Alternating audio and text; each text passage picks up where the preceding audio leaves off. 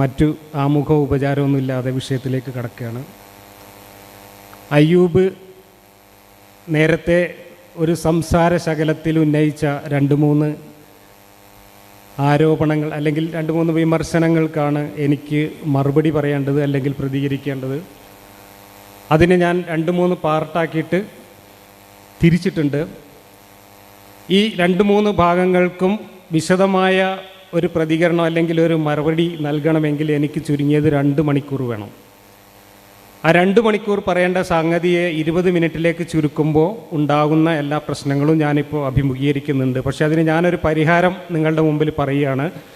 ഇതിന് വിശദമായ ഒരു മറുപടി 1-2-3 പാർട്ടായിട്ട് വീഡിയോ രൂപത്തിൽ ചെയ്ത് ഞാൻ എൻ്റെ യൂട്യൂബിൽ ഇന്നോ നാളെയോ അപ്ലോഡ് ചെയ്യുന്നതായിരിക്കും.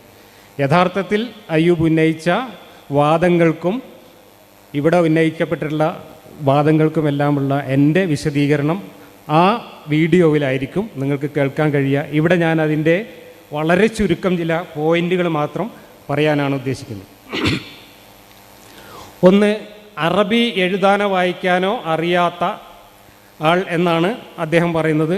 അത് ശരിയല്ല. ഞാൻ 10ാം ക്ലാസ്സിൽ അറബി പാസ്സായ ആളാണ്. അറബി സ്കൂളിൽ 50% മാർക്ക് കിട്ടിയിട്ടുണ്ട്. അപ്പോൾ എഴുത്തും വായനയും അറിയാത്ത ഒരാൾക്ക് 50% മാർക്ക് 10ാം ക്ലാസ് പരീക്ഷയിൽ കിട്ടില്ലല്ലോ. അപ്പോൾ എഴുതാനും വായിക്കാനൊക്കെ അറിയാം, പക്ഷേ ബാക്കി കാര്യങ്ങളൊക്കെയാണ്. പക്ഷേ അറബി ഭാഷ അറിയാത്ത ഒരാൾക്ക് ഖുർആൻ മനസ്സിലാവില്ല എന്ന് പറയുന്നത് ഇസ്ലാം എന്ന മതത്തിൻ്റെ അടിസ്ഥാന വേരിനെ വെട്ടുന്ന ഒരു സെൽഫ് ഗോളാണ്.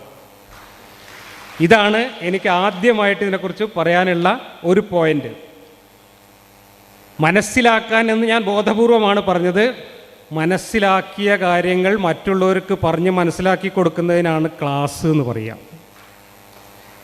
എനിക്ക് ഖുർആൻ വായിച്ചപ്പോൾ മനസ്സിലായ കാര്യങ്ങൾ ഞാൻ ഈ സമൂഹത്തിന് എനിക്ക് പറ്റുന്ന രീതിയിൽ ലളിതമായിട്ട് പറഞ്ഞ് മനസ്സിലാക്കി കൊടുക്കാനാണ് ഞാൻ ഖുർആൻ ക്ലാസ് നടത്തുന്നത്. ആ അർത്ഥത്തിൽ എനിക്ക് മനസ്സിലായ കാര്യങ്ങൾ പറഞ്ഞു കൊടുക്കാൻ എനിക്ക് കഴിയുന്നുണ്ട്. ആ മനസ്സിലാക്കലുകളിൽ തെറ്റുണ്ടായിരിക്കാം, അത് ഓക്കെ. അത്തരം വിമർശനങ്ങളൊക്കെ നമുക്ക് തുടർന്ന് ചർച്ച ചെയ്യാം. അത് തന്നെയാണ് ചർച്ചയും സംവാദം കൊണ്ടൊക്കെ ഉദ്ദേശിക്കുന്നത്. പക്ഷേ ഇവിടെ ഇത് സെൽഫ് ഗോളാണ് എന്ന് ഞാൻ പറയാൻ കാരണം, ഇന്ന് ആധുനിക ഇസ്ലാമിൻ്റെ ദഅ്വാക്കാരൊക്കെ പുതിയ തലമുറയിൽപ്പെട്ട ചെറുപ്പക്കാരോട് ഖുർആൻ പരിചയപ്പെടുത്തിക്കൊണ്ട് പറയുന്ന ഒരു വിശേഷണമുണ്ട്. ഖുർആൻ പടച്ചോൻ എന്ന നമ്മുടെ സ്രഷ്ടാവ് അദ്ദേഹം നിർമ്മിച്ചു വിട്ട ഈ സാധനത്തിൻ്റെ മുമ്പിലേക്ക് കൊടുത്തയച്ചിട്ടുള്ള കാറ്റലോഗാണ് എന്നാണ്, അല്ലെങ്കിൽ യൂസർ മാനുവലാണെന്നാണ്. കാറ്റലോഗ് അല്ലെങ്കിൽ യൂസർ മാനുവൽ എന്ന നിലക്ക് ഒരു ഉടമസ്ഥൻ, ഒരു നിർമ്മാതാവ് അയാൾ നിർമ്മിച്ച ഒരു പ്രോഡക്റ്റിൻ്റെ മുമ്പിലേക്ക് വെച്ച് കൊടുക്കുന്ന കാറ്റലോഗ് പോലെ പടച്ചോൻ എന്ന് പറയുന്ന മനുഷ്യൻ്റെ നിർമ്മാതാവ് മനുഷ്യൻ്റെ മുമ്പിലേക്ക് വെച്ച് തന്നിട്ടുള്ള യൂസർ മാനുവലാണ്, കാറ്റലോഗാണ് ഖുർആൻ എന്നാണ് പറയുന്നത്. അങ്ങനെയാണെങ്കിൽ അറബി ഭാഷ അറിയാത്തവർക്ക് ആ കാറ്റലോഗ് മനസ്സിലാക്കാൻ കഴിയില്ല എന്നാണ് വാദമെങ്കിൽ പടച്ചോന് വേറെ വല്ല പണിയും ചെയ്യുന്നതാവും നല്ലതെന്നാണ് എനിക്ക് പറയാനുള്ളത്.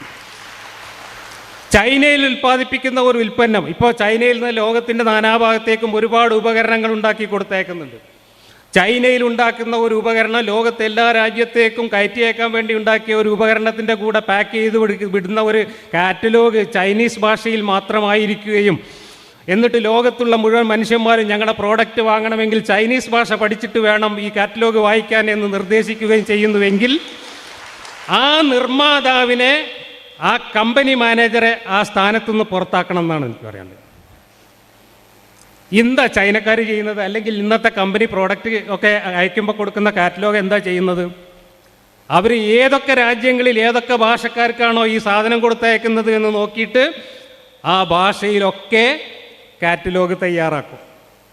എന്നിട്ട് ഇന്ത്യയിലേക്ക് കൊടുത്തയക്കുമ്പോൾ ഇന്ത്യൻ ഭാഷകളിലുള്ള കാറ്റലോഗ് അയക്കും, അമേരിക്കയ്ക്ക് കൊടുത്തയക്കുമ്പോൾ ഇംഗ്ലീഷിലയക്കും, അറബ് നാടുകളിലേക്ക് അയക്കുമ്പോൾ അള്ളാൻ്റെ ഭാഷയിലും അയക്കും. അങ്ങനെയാണ് തലക്ക് വെളിവുള്ള ഒരു കമ്പനി മാനേജർ കാറ്റലോഗ് കൊടുത്തയക്കാം.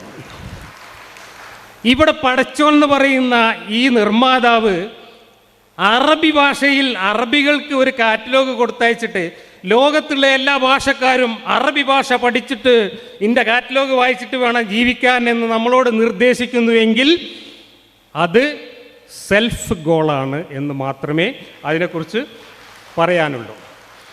ഇനി ഈ കാറ്റലോഗിൻ്റെയും യൂസർ മാനുവലിൻ്റെയും കാര്യം ഇന്ന് അയ്യൂബ് പറയുന്നതോ അല്ലെങ്കിൽ മുസ്ലിങ്ങൾ ഇവിടെ പറയുന്നതോ അല്ല, സാക്ഷാൽ ഖുർആനിൽ പറയുന്നത്.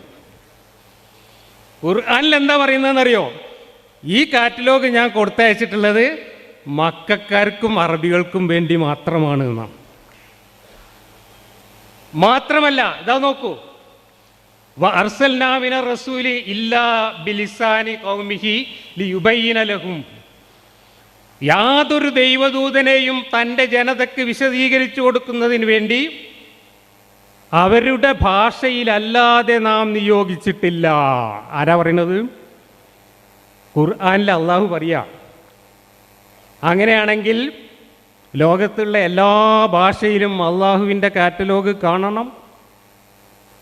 മലയാളത്തിലെ കാറ്റലോഗ് എവിടെ? മലയാളത്തിലെ കാറ്റലോഗും കൊണ്ടുവന്ന ദൂതൻ എവിടെ? അള്ളാഹിനോട് ഞാൻ ചോദിക്കുകയാണ്. പക്ഷെ അള്ളാഹ് ജീവിച്ചിരിപ്പില്ലാത്തതുകൊണ്ട് അള്ളാഹിൻ്റെ വക്കീലന്മാരോടാണ് ചോദിക്കുന്നത്.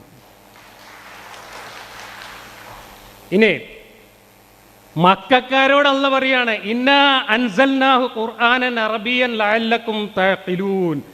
നിങ്ങൾക്ക് ഗ്രഹിക്കുന്നതിന് വേണ്ടി അറബി ഭാഷയിൽ ഒരു ഖുർആൻ ഞാൻ കൊടുത്തയച്ചു. ആരാ നിങ്ങൾ? മക്കക്കാരാണ്. അത് ഞാൻ പറയുന്നതല്ല, വിശദമായിട്ട് പിന്നെയും പറയുന്നുണ്ട്. മക്കയിലും അതിന് ചുറ്റുമുള്ളവർക്ക്, ഇവിടെ മക്ക എന്ന് ഖുർആനിൽ പറഞ്ഞിട്ടില്ല, ഉമ്മുൽ ഖുറാൻ എന്നാണ് പറഞ്ഞിരിക്കുന്നത്. ഉമ്മുൽ ഖുറായിലും അതിന് ചുറ്റുമുള്ളവർക്ക് കാര്യങ്ങൾ മനസ്സിലാക്കാൻ വേണ്ടി അവരുടെ അറബി ഭാഷയിൽ ഞാൻ കാറ്റലോഗ് കൊടുത്തയച്ചിരിക്കുന്നു എന്നാണ് ഖുർആനിൽ പറയുന്നത്. നമ്മൾ മലയാളികൾ ഈ കാറ്റലോഗും പേറിക്കൊണ്ട് നടക്കേണ്ട ആവശ്യമുണ്ടോ? ഇതാണ് എനിക്ക് ചോദിക്കാനുള്ളത്. തീർന്നില്ല. നിനക്ക് നിന്റെ ഭാഷയിൽ ഇതിനെ നാം ലളിതമാക്കി തന്നിട്ടുള്ളത് അവർ ആലോചിച്ച് മനസ്സിലാക്കാൻ വേണ്ടിയിട്ടാണ്. ആരാലോചിച്ച് മനസ്സിലാക്കാൻ? അറബികൾ ആലോചിച്ച് മനസ്സിലാക്കാൻ വേണ്ടിയിട്ടാണ്. ലളിതമാണെന്നാണ് പറഞ്ഞത്. ലളിതത്തിൻ്റെ കോലം നമുക്ക് പിന്നെ പറയാം. നമുക്ക് അവിടെ നിന്ന് പോവാം. വചനങ്ങൾ വിശദീകരിക്കപ്പെട്ട ഒരു വേദഗ്രന്ഥം മനസ്സിലാക്കുന്ന ആളുകൾക്ക് വേണ്ടി അറബി ഭാഷയിൽ പാരായണം ചെയ്യപ്പെടുന്ന ഗ്രന്ഥം അറബികളോടാണ് പറയുന്നത്. നമുക്ക് അറബിയിൽ മനസ്സിലാവുമോ? ഇല്ല. അപ്പോൾ അള്ളാഹ് കൊടുത്തയച്ച ഈ കാറ്റലോഗ് നമുക്ക് യാതൊരു പ്രയോജനമില്ലെന്ന് അള്ളാഹ് തന്നെ പറയുന്നു. അതാണ് ഞാൻ പറഞ്ഞത്. അറബി അറിയാത്തവർക്ക് അള്ളാഹിൻ്റെ കാറ്റലോഗും യൂസർ മാനുവലും വായിച്ചാൽ മനസ്സിലാവില്ല എന്നാണ് ഇപ്പോൾ നിങ്ങൾ എനിക്കെതിരെ ആരോപണം ഉന്നയിക്കാൻ വേണ്ടി കൊണ്ടുവരുന്ന വാദമെങ്കിൽ ആ വാദത്തോടു കൂടി ഇസ്ലാം പൊളിഞ്ഞു എന്ന് മനസ്സിലാക്കണം. ഇനി അറബിയിൽ എന്തുകൊണ്ട് ഖുർആൻ ഇറക്കിയെന്ന കാര്യം അന്നത്തെ മക്കക്കാർ തന്നെ ചർച്ചയാക്കിയിട്ടുണ്ട്. ചർച്ചയ്ക്ക് മറുപടിയാ പറഞ്ഞത് പോരാന്ന് തോന്നിയപ്പോൾ ഒന്ന് വിശദീകരിച്ചുകൊണ്ട് അള്ളാഹ് പറഞ്ഞതാണിത്.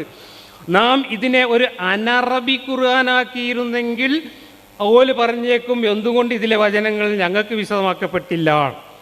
അത് പറയൂലേ? പിന്നെ ഇത് പറയേണ്ട ആവശ്യം എന്താണ്? ഇത് മഹാമണ്ടത്തരമാണ് ഈ പറഞ്ഞിരിക്കുന്നത്. കാരണം അള്ളാഹ് നേരത്തെ എന്താ പറഞ്ഞത്?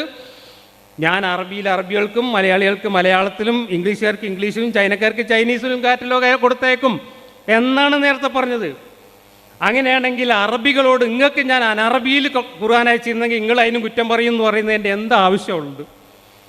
അറബികൾക്ക് അറബിയിൽ കൊടുത്തയച്ച പഠിച്ചോൻ മലയാളികൾക്ക് മലയാളത്തിൽ കൊടുത്തേക്കണം, ചൈനക്കാർക്ക് ചൈനീസിൽ കൊടുത്തേക്കണം. ലോകത്ത് എവിടെയെങ്കിലും ഏതെങ്കിലും ഭാഷയിൽ അള്ളാഹു എന്ന് പറയുന്ന ഒരു പടച്ചോനെ പറ്റി ഒരു സൂചന നൽകുന്ന ഒരു കടലാസിൻ്റെ കണ്ടത്തിൻ്റെ പോസിൽ തെളിവെങ്കിലും നിങ്ങൾക്ക് കാണിച്ചു തരാൻ പറ്റും? ഇല്ല. കാരണം അള്ളാഹു എന്ന് പറയുന്ന പടച്ചോൻ മക്കയിലെ ഖുറൈശികളുടെ ഒരു ഗോത്രദേവൻ മാത്രമായിരുന്നു. ആ ഗോത്രദേവനെ പിടിച്ചിട്ട് മുഹമ്മദ് കോസ്മോപോളിറ്റൻ ദൈവമായിട്ട് യൂണിവേഴ്സൽ ദൈവമായിട്ട് ഊതി വീർപ്പിച്ചപ്പോഴാണ് ഈ മാതിരി വിഡ്ഢിത്തങ്ങൾ ആ ദൈവത്തിൻ്റെ പേരിൽ എഴുതി വെക്കപ്പെട്ടത്.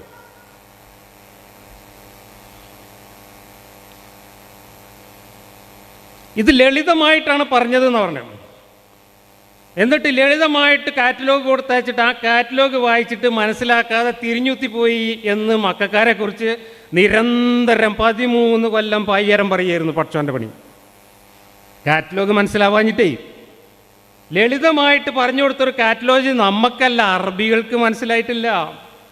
അറബികൾക്ക് മനസ്സിലായിട്ടില്ല എന്നുള്ളതിൻ്റെ തെളിവുകൾ തരാം എന്ന് മാത്രമല്ല, ലളിതമായിട്ടാണ് ഞാൻ ഇത് കൊടുത്തയച്ചത് എന്ന് പറയുന്ന അതേ പടച്ചോൻ പറയാണ്, എൻ്റെ കിതാബിൽ എല്ലാവർക്കും മനസ്സിലാവുന്ന മുഹക്കമാത്തും ഉണ്ട്, ഒരു മനുഷ്യനും മനസ്സിലാവാത്ത മുത്തസാബിഹാത്തും ഉണ്ട്. യൂസർ മാനുവലിൽ മുത്തസാബിഹാത്ത് തിരികെ വെക്കുന്ന ഒരു പടച്ചോനെ പറ്റി എന്താ നിങ്ങൾക്ക് പറയാനുള്ളത്? യൂസർ മാനുവലെ കൊടുത്തേക്കുന്നത് എന്തിനാണ്? കണക്കുണ എഴുതിയിട്ട് മുത്തസാബിയാത്താണ്, ആർക്കും മനസ്സിലാവില്ല, അള്ളാഹ്ക്ക് മാത്രമേ മനസ്സിലാവുള്ളൂ എന്നാണ് പറഞ്ഞത്. അള്ളാഹ്ക്ക് മാത്രം മനസ്സിലാവുന്ന ഒരു കണകുണ വർത്താനം ഈ കാറ്റലോഗിൽ ഉൾപ്പെടുത്തി കൊടുത്തേക്കേണ്ട വല്ല കാര്യം അള്ളാഹ്ക്കുണ്ട്? അത് അള്ളാഹിൻ്റെ കസേരൻ്റെ ചോട്ടിൽ അവിടെ വെച്ചാൽ പോരെ. എന്തിനാ ജിബ്രീൽ അതും താങ്ങിക്കൊണ്ട് ഇങ്ങോട്ട് വന്നത്? ഖുർആൻ നിറയെ മുത്തസാബിഹാത്താണ്, ആർക്കും മനസ്സിലാവാത്തത്, അള്ളാഹ്ക്ക് മാത്രം മനസ്സിലാവുന്ന കണകുണ വർത്തമാനം ഞാൻ എൻ്റെ കാറ്റലോഗിൽ തിരികെ വെച്ചിരിക്കുന്നു എന്ന് തലക്ക് വെളിയുള്ള ഒരു പടച്ചോൻ പറയോ? ഇതാണ് ഖുർആന്റെ അവസ്ഥ. ഇനി ഖുർആൻ വളരെ ലളിതവും വ്യക്തവും വിശദീകരിക്കപ്പെട്ടതുമൊക്കെയാണ് എന്ന് പറഞ്ഞു. അറബി ഭാഷയിൽ ഇറക്കിയ ഖുർആൻ പരിഭാഷപ്പെടുത്തിയാൽ ആർക്കും മനസ്സിലാവില്ല എന്ന് പറഞ്ഞു. അറബി ഭാഷയിൽ ഇറക്കിയ കാറ്റലോഗ് അറബി ഭാഷയിൽ ജീവിച്ച് പഠിച്ച ഖുർആന്റെ വ്യാഖ്യാതാക്കളായ പണ്ഡിതന്മാർക്ക് മനസ്സിലായിട്ടില്ല കൂട്ടരെ. അതിൻ്റെ കാരണമാണ് അയ്യൂബ് തന്നെ പറഞ്ഞു, അള്ളാഹ്ക്ക് അറബി അറിയില്ല എന്ന് ഞാൻ പറഞ്ഞു എന്ന്. അത് തന്നെയാണ് എനിക്കിപ്പോഴും പറയാനുള്ളത്. അള്ളാഹ്ക്ക് അറബി മാത്രമല്ല, അള്ളാഹ്ക്ക് ഒരു ഭാഷയുടെയും യൂണിവേഴ്സൽ ഗ്രാമർ അറിയില്ല. കാരണം ഓരോ ഭാഷയ്ക്കും ആ ഭാഷയുടെ എല്ലാ ഭാഷയ്ക്കും പൊതുവായ ഒരു ഗ്രാമറുണ്ട്. ഭാവി, ഭൂതം, വർത്തമാനം പോലെയുള്ള ടെൻസൊക്കെ എല്ലാ ഭാഷയിലും വേണം, എന്നെങ്കിൽ ആശയവിനിമയം നടക്കൂ. അതിനാണ് യൂണിവേഴ്സൽ ഗ്രാമർ എന്ന് പറയുക. അള്ളാഹ്ക്ക് ഒരു ഭാഷയും സംസാരിക്കാൻ അറിയില്ല എന്നതിൻ്റെ തെളിവാണ് അള്ളാഹിൻ്റെ ഖുർആൻ. കാരണം അള്ളാഹിൻ്റെ ഖുർആനിൽ 900 ബ്രാക്കറ്റ് ഇട്ടിട്ടാണ് അറബികൾ തന്നെ ഖുർആനെ വിവരിക്കുന്നത്, വിശദീകരിക്കുന്നത്. ഏറ്റവും കൂടുതൽ ബ്രാക്കറ്റുള്ള പുസ്തകത്തിന് ഗിന്നസ് റെക്കോർഡ് ഉണ്ടെങ്കിൽ അത് ഖുർആന്റെ പരിഭാഷകൾക്ക് മാത്രമേ കിട്ടുള്ളൂ. എന്നിട്ട് ഒരായത്ത് അള്ള ഒരു കാര്യം പറയാൻ വേണ്ടി ഒരു വാചകം പറയുക, എന്നിട്ട് ആ വാചകത്തിൻ്റെ തുടക്കത്തിലൊരു ബ്രാക്കറ്റ്, നടുവിലൊരു ബ്രാക്കറ്റ്, ഒടുക്കത്തിലൊരു ബ്രാക്കറ്റ്, എന്നിട്ട് ബ്രാക്കറ്റിൽ ഇത് വ്യാഖ്യാനിക്കുന്ന പണ്ഡിതന്മാർ ഓൽക്ക് തോന്നിയതൊക്കെ എഴുതി കയറ്റുക. നമ്മളെ MT വാസുദേവൻ നായർ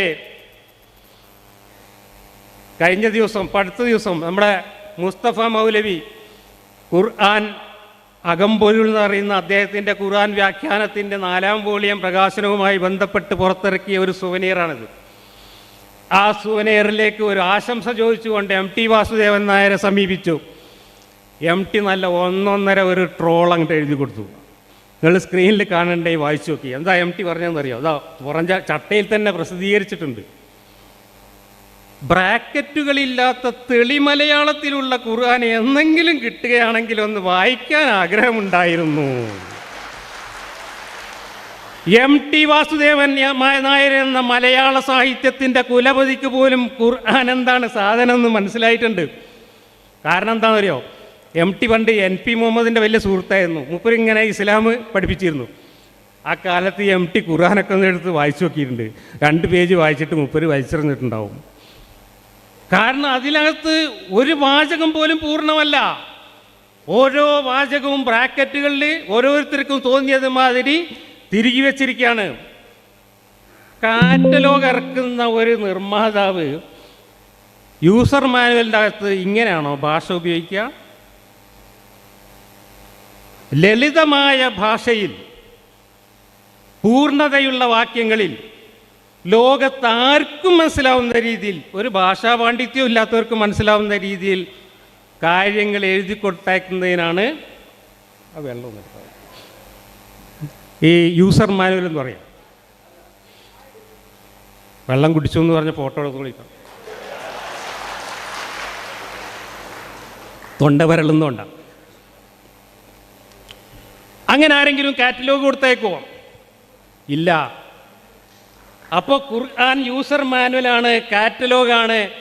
അള്ളാഹു എന്ന നിർമ്മാതാവ് തൻ്റെ സൃഷ്ടികൾക്ക് കാര്യങ്ങൾ എങ്ങനെയാണ് ജീവിക്കേണ്ടത് എന്ന് പഠിപ്പിക്കാൻ വേണ്ടി കൊടുത്തയച്ച മാനുവലാണ് എന്ന് പറഞ്ഞാൽ അത് ലോകത്തെ എല്ലാ ഭാഷയിലും ഓരോ കോപ്പി ഇറക്കണം. അള്ളാഹ്ക്ക് കഴിയാത്ത കാര്യമൊന്നുമല്ല.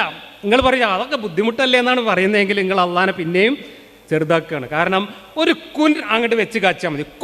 ഉറക്കനായിട്ട് വെച്ച് കാച്ചിയാൽ എന്തും സാധ്യമാകുന്ന ആളാണ് പഠിച്ചോൻ. അങ്ങനെയാണെങ്കിൽ മൂപ്പര് ലോകത്തുള്ള എല്ലാ ഭാഷയിലും എൻ്റെ ഈ കാറ്റലോഗിൻ്റെ ഒരു കോപ്പി വരട്ടെ കുൻ എന്നാണ് പറഞ്ഞാൽ പോരെ.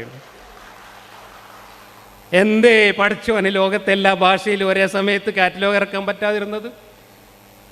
ഇനി അതൊക്കെ പോട്ടെ, ഈ കാറ്റലോഗിൽ വേറൊരു കുഴപ്പമുണ്ട്.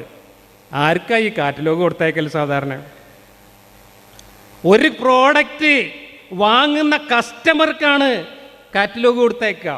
ഇവിടെ പ്രോഡക്റ്റിൻ്റെ മുമ്പിലേക്കാണ് കൊടുത്തയച്ചിരിക്കുന്നത്. എടാ പ്രോഡക്റ്റ് ഇത് വായിച്ചു നോക്കിയിട്ട് ഇതുപോലെ പ്രവർത്തിക്കുമെന്ന് വെളിവുണ്ടെങ്കിൽ ഏതെങ്കിലും നിർമ്മാതാവ് പണി ചെയ്യുമോ? ഒരു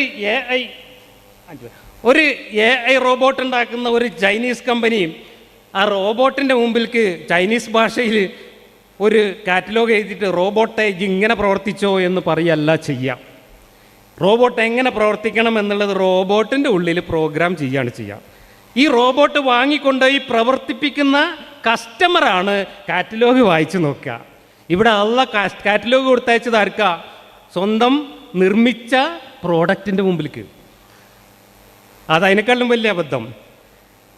എന്നിട്ട് ഈ പ്രോഡക്റ്റിനോട് പറയാണ് ഈ കാറ്റലോഗ് വായിച്ചിട്ട് നീ അതുപോലെ ചെയ്തോ. അതിൻ്റെ വല്ല ആവശ്യം അള്ളാഹ്ക്കുണ്ടോ? അള്ളാഹ്ക്ക് അതിൻ്റെ ഒന്നും ആവശ്യമില്ല. അള്ളാഹു തേനീച്ചക്ക് വഹിയിറക്കി കൊടുത്തത് ഖുർആനിൽ പറയുന്നുണ്ട്.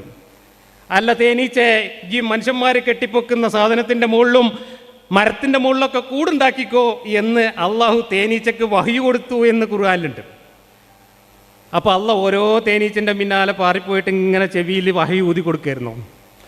അതല്ലെങ്കിൽ ഓരോ തേനീച്ചക്കൂട്ടിലും അള്ള പോയിട്ട് ആ തേനീച്ചക്കൂട്ടിലെ റാണീനെ അങ്ങോട്ട് വിളിച്ചിട്ട് റാണി ഇജിൻ്റെ പ്രവാചകത്തിയാണ് എന്ന കാറ്റലോഗ് ജൻ്റെ തേനീച്ചകൾക്ക് ഇതൊക്കെ ഒന്ന് പറഞ്ഞു കൊടുത്താളാ എന്ന് പറഞ്ഞിട്ട് കൂടുണ്ടാക്കാൻ പറഞ്ഞു കൊടുക്കുകയാണോ ചെയ്തത്? അല്ല. അവിടെ അള്ള എന്താ ചെയ്തറിയും?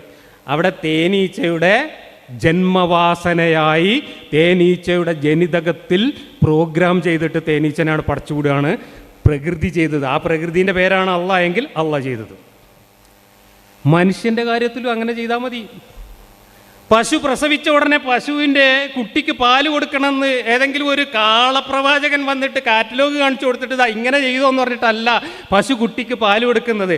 പശുവിൻ്റെ ഉള്ളിൽ പ്രകൃതി പ്രോഗ്രാം ചെയ്യപ്പെട്ട ജന്മവാസന എന്ന് പറയുന്ന ജനിതക കോഡിംഗ് ഉണ്ട്. ആ കോഡിങ്ങിലൂടെയാണ് പശു എങ്ങനെ ജീവിക്കണം എന്ന് പശുവിനെ അള്ളാഹ് പഠിപ്പിച്ചതെങ്കിൽ മനുഷ്യൻ എങ്ങനെ ജീവിക്കണം എന്ന് പഠിപ്പിക്കാൻ മനുഷ്യന് യുക്തിയും ബുദ്ധിയും കൊടുത്ത പടച്ചോന് എന്താണ് മനുഷ്യനെ കൊണ്ട് പ്രയോജനം എന്ന് കൂടി ചിന്തിച്ച് മനസ്സിലാക്കാനുള്ള ഒരു പ്രോഗ്രാമിങ് തലച്ചോറിൽ നടത്തിയിരുന്നെങ്കിൽ ഈ മാതിരി ഏടാകൂടങ്ങളൊക്കെ നടത്തിയിട്ട് നമ്മളെപ്പോലുള്ള ആളുകളുടെ പരിഹാസം കേൾക്കേണ്ടി വരുമായിരുന്നു പടച്ചോന്.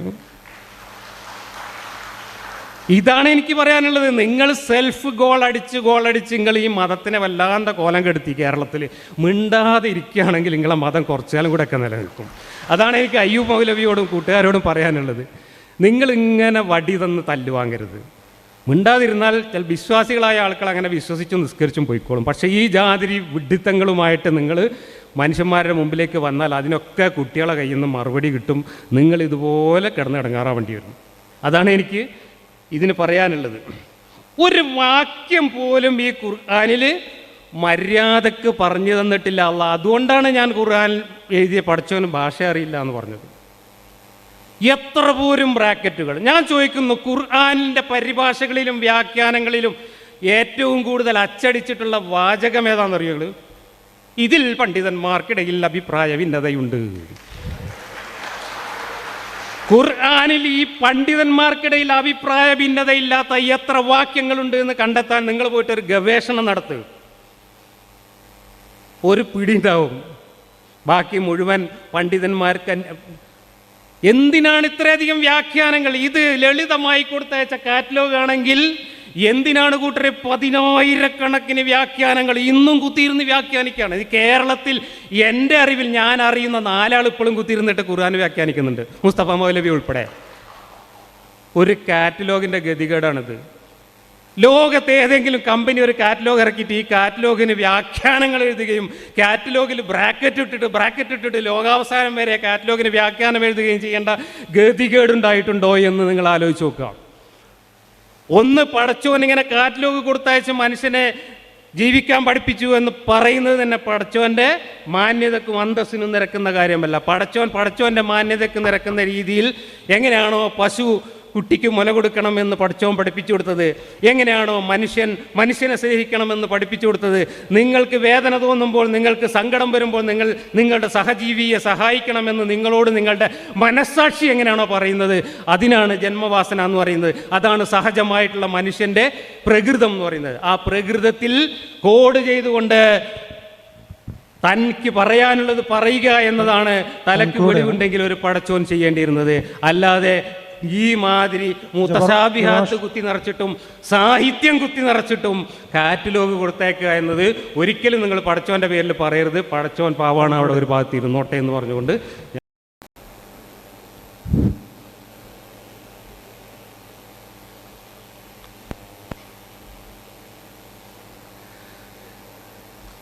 ഞാൻ അയ്യൂബ് അവസാനം പറഞ്ഞ കാര്യത്തിനോട് മാത്രം പ്രതികരിക്കുക. 10 മിനിറ്റ് സമയമേ ഒന്ന്,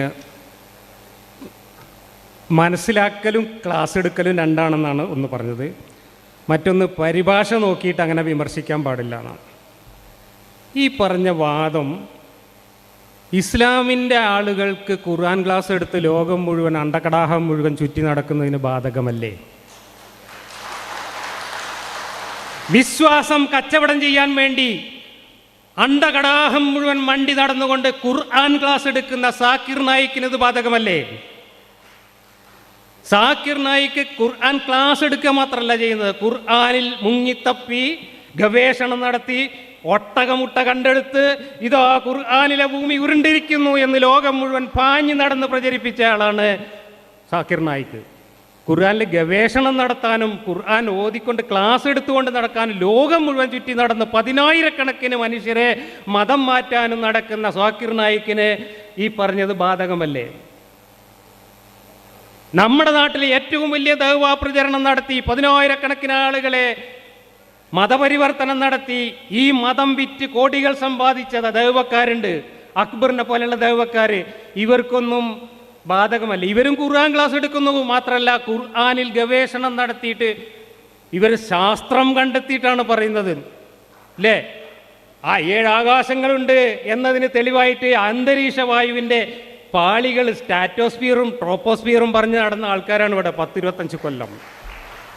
ഞാൻ 30 കൊല്ലം മുമ്പ് അവരോട് ചോദിച്ചു, 12 കിലോമീറ്റർ വിമാനം പറക്കുന്ന ഉയരത്തിലാണോ പ്രപഞ്ചത്തിലുള്ള മുഴുവൻ നക്ഷത്രങ്ങളും പറ്റിച്ചു വെച്ചിട്ടുള്ളത് എന്ന് ഈ ഖുർആന്റെ അടിസ്ഥാനത്തിൽ ചോദിച്ചപ്പോൾ കണ്ടില്ലെന്ന് നടിച്ചുകൊണ്ട് പിന്നെയും 10-15 കൊല്ലം ഈ നുണ പറഞ്ഞുകൊണ്ട് നടന്നു. ഇപ്പോൾ എല്ലാവരും ചോദ്യം ചെയ്യാൻ തുടങ്ങിയപ്പോൾ ആ പരിപാടിയൊക്കെ നിർത്തി. ഈ മാതിരി ഗവേഷണങ്ങൾ നടത്തി ഖുർആനിൽ ശാസ്ത്രമുണ്ട്, അതുണ്ട്, ഇതുണ്ട് എന്ന് പറഞ്ഞ് നുണ പറഞ്ഞ് നടക്കുന്ന ആളുകൾക്ക് അറബി ഭാഷ പഠിക്കണം എന്ന് യാതൊരു നിർബന്ധവുമില്ല. Knowing Arabic is not a criteria to go to Jannah, because I myself don't know Arabic. I myself don't know Arabic as a language. Sure, a little bit here and there I understand. I don't know Arabic as a language, but my son knows, mashallah. He knows better than me. He can translate the Quran directly, I can't. I don't know Arabic as a language, but my son knows. എനിക്ക് അറബി അറിയില്ല. ആരാ പറയണത്? ഞാനൊരു ഹാഫിദ് അല്ല, ഖുർആൻ കാണാപ്പാഠം പഠിച്ച ആളല്ല. സ്വർഗത്തിൽ പോകാൻ അറബിയൊന്നും അറിയണ്ടെന്നാണ് ആദ്യം പറഞ്ഞത്. നിങ്ങൾക്ക് മനസ്സിലായോന്നറിയില്ല. സ്വർഗത്തിൽ പോകാൻ അറബിയൊന്നും അറിയണ്ട, എനിക്ക് അറബി അറിയില്ല, ഞാൻ ഹാഫിദ് അല്ല. എൻ്റെ മകന് മാഷാ അല്ലാഹ് അറബി അറിയാം. ഓനാണ് പരിഭാഷപ്പെടുത്തി തരുന്നത്. ആരാ പറഞ്ഞത്? ലോകം മുഴുവൻ ചുറ്റി നടന്നിട്ട് ഈ ഖുർആൻ ക്ലാസ് എടുക്കുന്ന ആളെ എന്താ പറയാനുള്ള സാഹചര്യം എന്നറിയോ? ഞാൻ ഇദ്ദേഹത്തിൻ്റെ പല വീഡിയോകളിലും കണ്ടിട്ടുണ്ട്, പല ഇൻസിഡൻറ്റുകളും. ഇദ്ദേഹത്തിന് അറബി അറിയില്ല എന്ന് പറഞ്ഞുകൊണ്ട് ഇദ്ദേഹത്തെ സദസ്സിലുള്ള ആളുകൾ എഴുന്നേറ്റ് നാണം കെടുത്തുന്ന രംഗങ്ങൾ ഇദ്ദേഹത്തിൻ്റെ പഴയ വീഡിയോകളിലുണ്ട്. ഒരിക്കൽ ഒരാൾ സദസ്സിൽ നിന്ന് എഴുന്നേറ്റിട്ട് ഒരു ഖുർആൻ ആയത്തങ്ങോട്ട് ഓതിയിട്ട് ആ ഖുർആൻ ആയത്തിനെ കുറിച്ച് ഇദ്ദേഹത്തോട് സംശയം ചോദിച്ചു. ഇദ്ദേഹം സ്റ്റേജിൽ നിന്നിട്ട് ചാപ്റ്റർ നമ്പർ, വേഴ്സ് നമ്പർ എന്ന് ചോദിക്കുകയാണ്. അപ്പോൾ ഈ ചങ്ങാതി വീണ്ടും ഖുർആൻ ആയത്തങ്ങോട്ട് ഓതി, ചാപ്റ്റർ നമ്പർ കൊടുത്തില്ല. ഇദ്ദേഹത്തിന് ആ ഖുർആൻ ആയത്ത് ഏതാണ്, അതിൻ്റെ അർത്ഥം എന്താണെന്ന് പറഞ്ഞു കൊടുക്കാൻ അറിയാതെ ഇദ്ദേഹം സ്റ്റേജിൽ ബബ്ബടിക്കുന്ന രംഗം ആ വീഡിയോയിൽ ഞാൻ കണ്ടതാണ്. ശ്രീലങ്കയിൽ ഒരിക്കൽ ഇദ്ദേഹത്തെ മൂല്യന്മാരെല്ലാവരും കൂടെ വളഞ്ഞിട്ട് പിടിച്ചിട്ട് നിങ്ങൾ ഈ അറബി വാക്കിന് കൊടുത്ത അർത്ഥം ശരിയല്ല, അങ്ങനെയല്ല അറബി എന്ന് പറഞ്ഞിട്ട് തർക്കിക്കുകയും അവസാനം ഇദ്ദേഹം അത് ബോധ്യപ്പെട്ട് ദേഷ്യം പിടിച്ച് ഇറങ്ങിപ്പോവുകയും ചെയ്യുന്ന വീഡിയോ യൂട്യൂബിൽ ഇപ്പോഴും ഉണ്ട്. ആ ഒരു സാഹചര്യത്തിലാണ് അവസാനം ഇദ്ദേഹം എനിക്ക് അറബി അറിയില്ല, ഞാൻ ഹാഫിളല്ല, ഞാനൊന്നും പഠിച്ചിട്ടില്ല, സ്വർഗത്തിൽ പോകാൻ അറബീൻ്റെ ഒന്നും ആവശ്യമില്ല എന്ന് പരസ്യമായിട്ട് പറയുന്നത്. Knowing Arabic is not a criteria to go to. ഞാൻ സത്യത്തിൽ ഔദ്യോഗികമായി മദ്രസ KNM-ന്റെ 5ാം ക്ലാസ് മദ്രസയാണ് എൻ്റെ ഇസ്ലാമിക വിദ്യാഭ്യാസം എന്നാണ്. പഠിക്കുന്ന കാലത്ത് ഞാൻ ഡിഗ്രി ഫിസിക്സ് ആണ്. പഠിക്കുന്ന കാലത്ത് തമാശക്ക് പോലും അറബി കോളേജുകളൊന്നും കയറി പോകാൻ എനിക്ക് അവസരം ഉണ്ടായിട്ടില്ല. അപ്പോൾ അത് ആണ് എൻ്റെ ഇസ്ലാമികമായെങ്കിലും അല്ലെങ്കിലും ആളുകൾക്ക് ഇത് ഇത്രയും ഉജ്ജ്വലമായ പ്രോഡക്റ്റ് നമ്മുടെ കയ്യിൽ ഉണ്ടായിട്ട് അത് പ്രസന്റ് ചെയ്യാതിരിക്കുന്നത് ഒരു ശരിയല്ലോ എന്നുള്ളൊരു ബോധ്യത്തിൽ നിന്നാണ് സത്യത്തിൽ ഇസ്ലാമിക പ്രബോധന രംഗത്ത് ചെറിയ രൂപത്തിലുള്ള സംവാദങ്ങൾ ചെയ്യാനുള്ള ഒരു പ്രചോദനമാണ്. അത് പിന്നീട് നിച്ച് ഓഫ് ട്രൂത്ത് അരീക്കോട് ഉണ്ടായത്. പിന്നെ നിച്ച് ഓഫ് ട്രൂത്തായിട്ട് ബന്ധപ്പെട്ട് പ്രവർത്തിക്കുവാൻ ആരംഭിച്ചു. അപ്പൊ അത് കൂടുതൽ ബാധ്യതയായി മാറി. അങ്ങനെയാണ് ഈ പ്രബോധന രംഗത്തേക്ക് കാരണം. ഉജ്ജ്വലമായ ഒരു പ്രോഡക്റ്റാണ് ഇത്. അത് കച്ചവടം ചെയ്താൽ പൈസ ഉണ്ടാക്കാമെന്ന് മനസ്സിലാക്കിയിട്ടാണ് ഞാൻ ഇവിടേക്ക് ഇറങ്ങിയത് എന്നാണ് പറഞ്ഞതിൻ്റെ മലയാളം.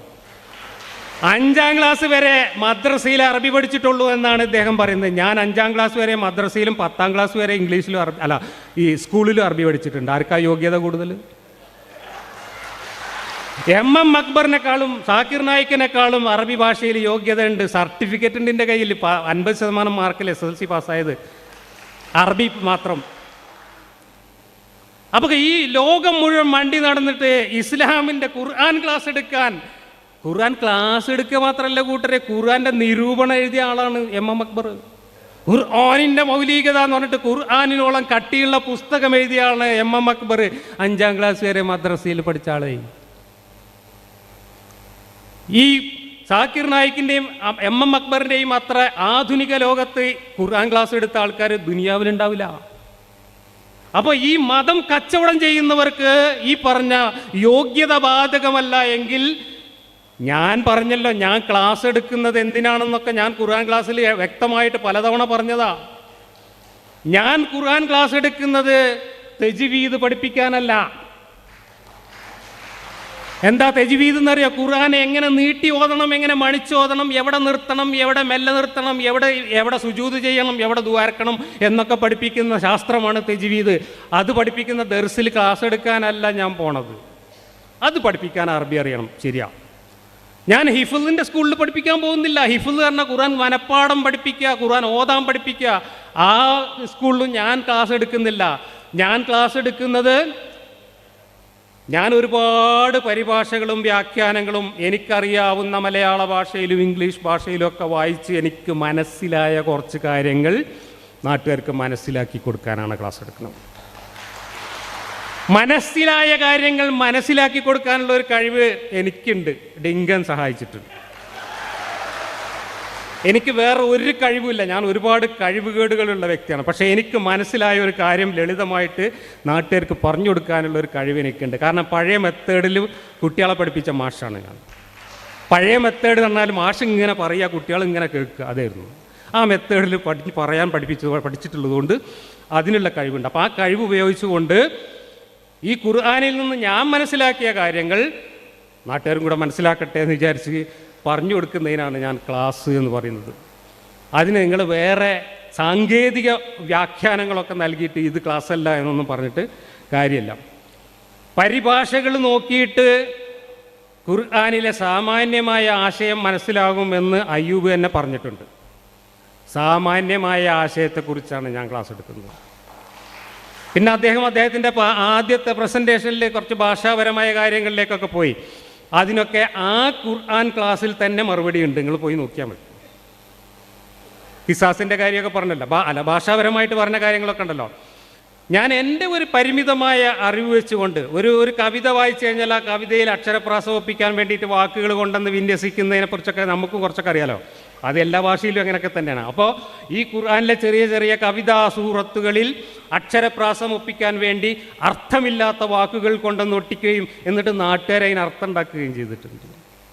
ആ നാട്ടുകാർ വ്യാഖ്യാനിച്ച് അർത്ഥം ഉണ്ടാക്കിയതുപോലുള്ള കോമഡികളെക്കുറിച്ച് വിശദമായി ഞാൻ എൻ്റെ മക്ക സൂറത്തുകളുടെ ആരംഭത്തിലെ ചെറിയ ചെറിയ സൂറത്തുകളുടെ ക്ലാസ്സിൽ വിശദമായിട്ട് പറഞ്ഞിട്ടുണ്ട്. അപ്പോൾ എനിക്ക് നിങ്ങളോട് സത്യത്തിൽ നിങ്ങൾ എൻ്റെ ഖുർആൻ ക്ലാസ് 1 മുതൽ 215 വരെ അവിടെ ഉണ്ട്.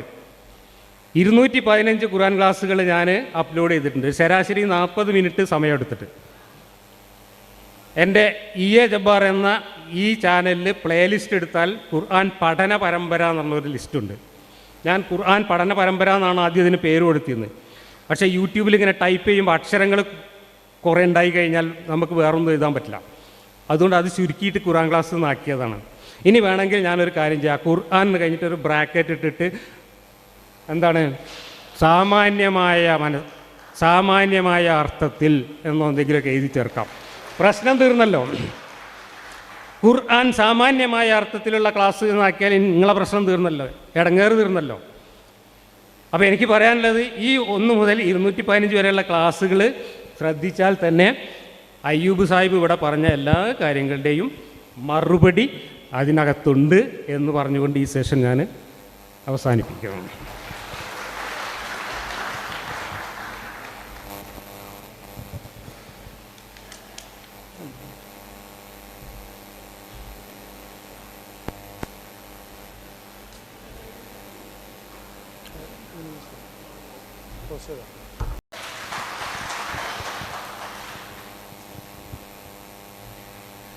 ഞാൻ ഖുർആൻ ക്ലാസ് എടുക്കുന്നത് മുസ്ലിങ്ങൾക്കെതിരായിട്ട് വെറുപ്പ് പ്രചരിപ്പിക്കാനാണെന്ന് കഴിഞ്ഞ സെഷനിൽ പറഞ്ഞു.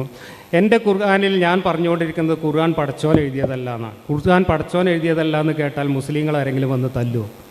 അങ്ങനെയാണെങ്കിൽ ബൈബിളിൽ പറയുന്ന യേശു ദൈവമല്ല എന്ന് പറയുന്നതുകൊണ്ട് ക്രിസ്ത്യാനികളെ നാട്ടുകാരെല്ലാവരും പോയി തല്ലണ്ടേ? ഇല്ല. ഖുർആൻ ക്ലാസ്സിൽ ഞാൻ മുസ്ലിങ്ങൾക്കെതിരെ വെറുപ്പൊന്നും പ്രചരിപ്പിക്കുന്നില്ല. അത് ഇവർക്ക് വേറൊന്നും പറയാനില്ലാത്തതുകൊണ്ട് കൊണ്ടുവരുന്ന ഒരു വാദം മാത്രമാണ്. ഞാൻ കൂടുതൽ വിശദമായിട്ട് പറയുന്നില്ല. ഖുർആൻ ക്ലാസ് കേട്ട് ആളുകൾ തെറ്റിദ്ധരിക്കുന്നു ഞാൻ ഖുർആനെ കുറിച്ച് തെറ്റിദ്ധാരണ പരത്തുന്നു അല്ല. ഖുർആനെ കുറിച്ച് നിങ്ങൾ ആധുനിക കാലത്ത് മുസ്ലിം ദഅ്വാക്കാർ പ്രചാരകർ ഉണ്ടാക്കിയിട്ടുള്ള തെറ്റിദ്ധാരണകളെ മാന്തി പൊളിച്ചിട്ട് ഇതല്ല എന്ന് പറയുകയാണ് ഞാൻ ചെയ്യുന്നത്. ഖുർആനിന് ഇന്ന് അർത്ഥം മാറ്റിയിട്ട് വ്യാഖ്യാനം മാറ്റിയിട്ടും വളച്ചൊടിച്ചിട്ടും ചരിത്രത്തെ മറച്ചു പിടിച്ചിട്ടും സബബുന്നുസൂലിനെ ഒളിപ്പിച്ചു വെച്ചിട്ടും തെറ്റിദ്ധാരണകൾ പരത്തേണ്ട ഗതികേട് ആധുനിക കാലത്ത് ഏറ്റവും കൂടുതൽ അനുഭവിക്കുന്നത് ഇസ്ലാമിൻ്റെ ആളുകളാണ്. കാരണം 6-ാം നൂറ്റാണ്ടിലെ ഒരു ഗോത്ര മനുഷ്യൻ ആ ഗോത്ര സമൂഹത്തിന് വേണ്ടി അദ്ദേഹത്തിൻ്റെ വിവരമില്ലായ്മയുടെയും സംസ്കാരമില്ലായ്മയുടെയും പശ്ചാത്തലത്തിൽ നിന്നുകൊണ്ട് വിളിച്ചു പറഞ്ഞ വാചകങ്ങൾ മാത്രമേ, ഭാഷയറിയാത്ത ആ മനുഷ്യൻ, സ്കൂളിൽ പോയിട്ടില്ലാത്ത ആ മനുഷ്യൻ കൊളോക്കിയൽ ഭാഷ ഉപയോഗിച്ചുകൊണ്ട് വാമൊഴിയായിട്ട് പറഞ്ഞ കാര്യങ്ങൾ മാത്രമാണ് ഈ ഖുർആനിലുള്ളത് എന്ന് പഠിപ്പിക്കാനാണ് ഞാൻ ക്ലാസ് നടത്തുന്നത്. തെറ്റിദ്ധാരണകൾ നീക്കാനാണ്. ഇന്ന് നിങ്ങൾ തെറ്റിദ്ധരിപ്പിച്ചുകൊണ്ടിരിക്കുകയാണ്.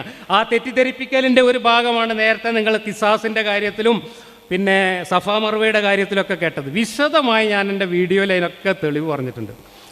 എൻ്റെ ഖുർആൻ ക്ലാസ്സിലും പറഞ്ഞിട്ടുണ്ട് സഫാ മർവ എന്താ സാഹചര്യം എന്ന്. സഫാ മർവനെ നമ്മളെന്തിനാണ് തവാഫ് ചെയ്യാൻ പോകുന്നു എന്നുള്ളത് സഹാബികൾ ചോദിച്ചപ്പോഴാണ് ആയത്തിറങ്ങിയത്.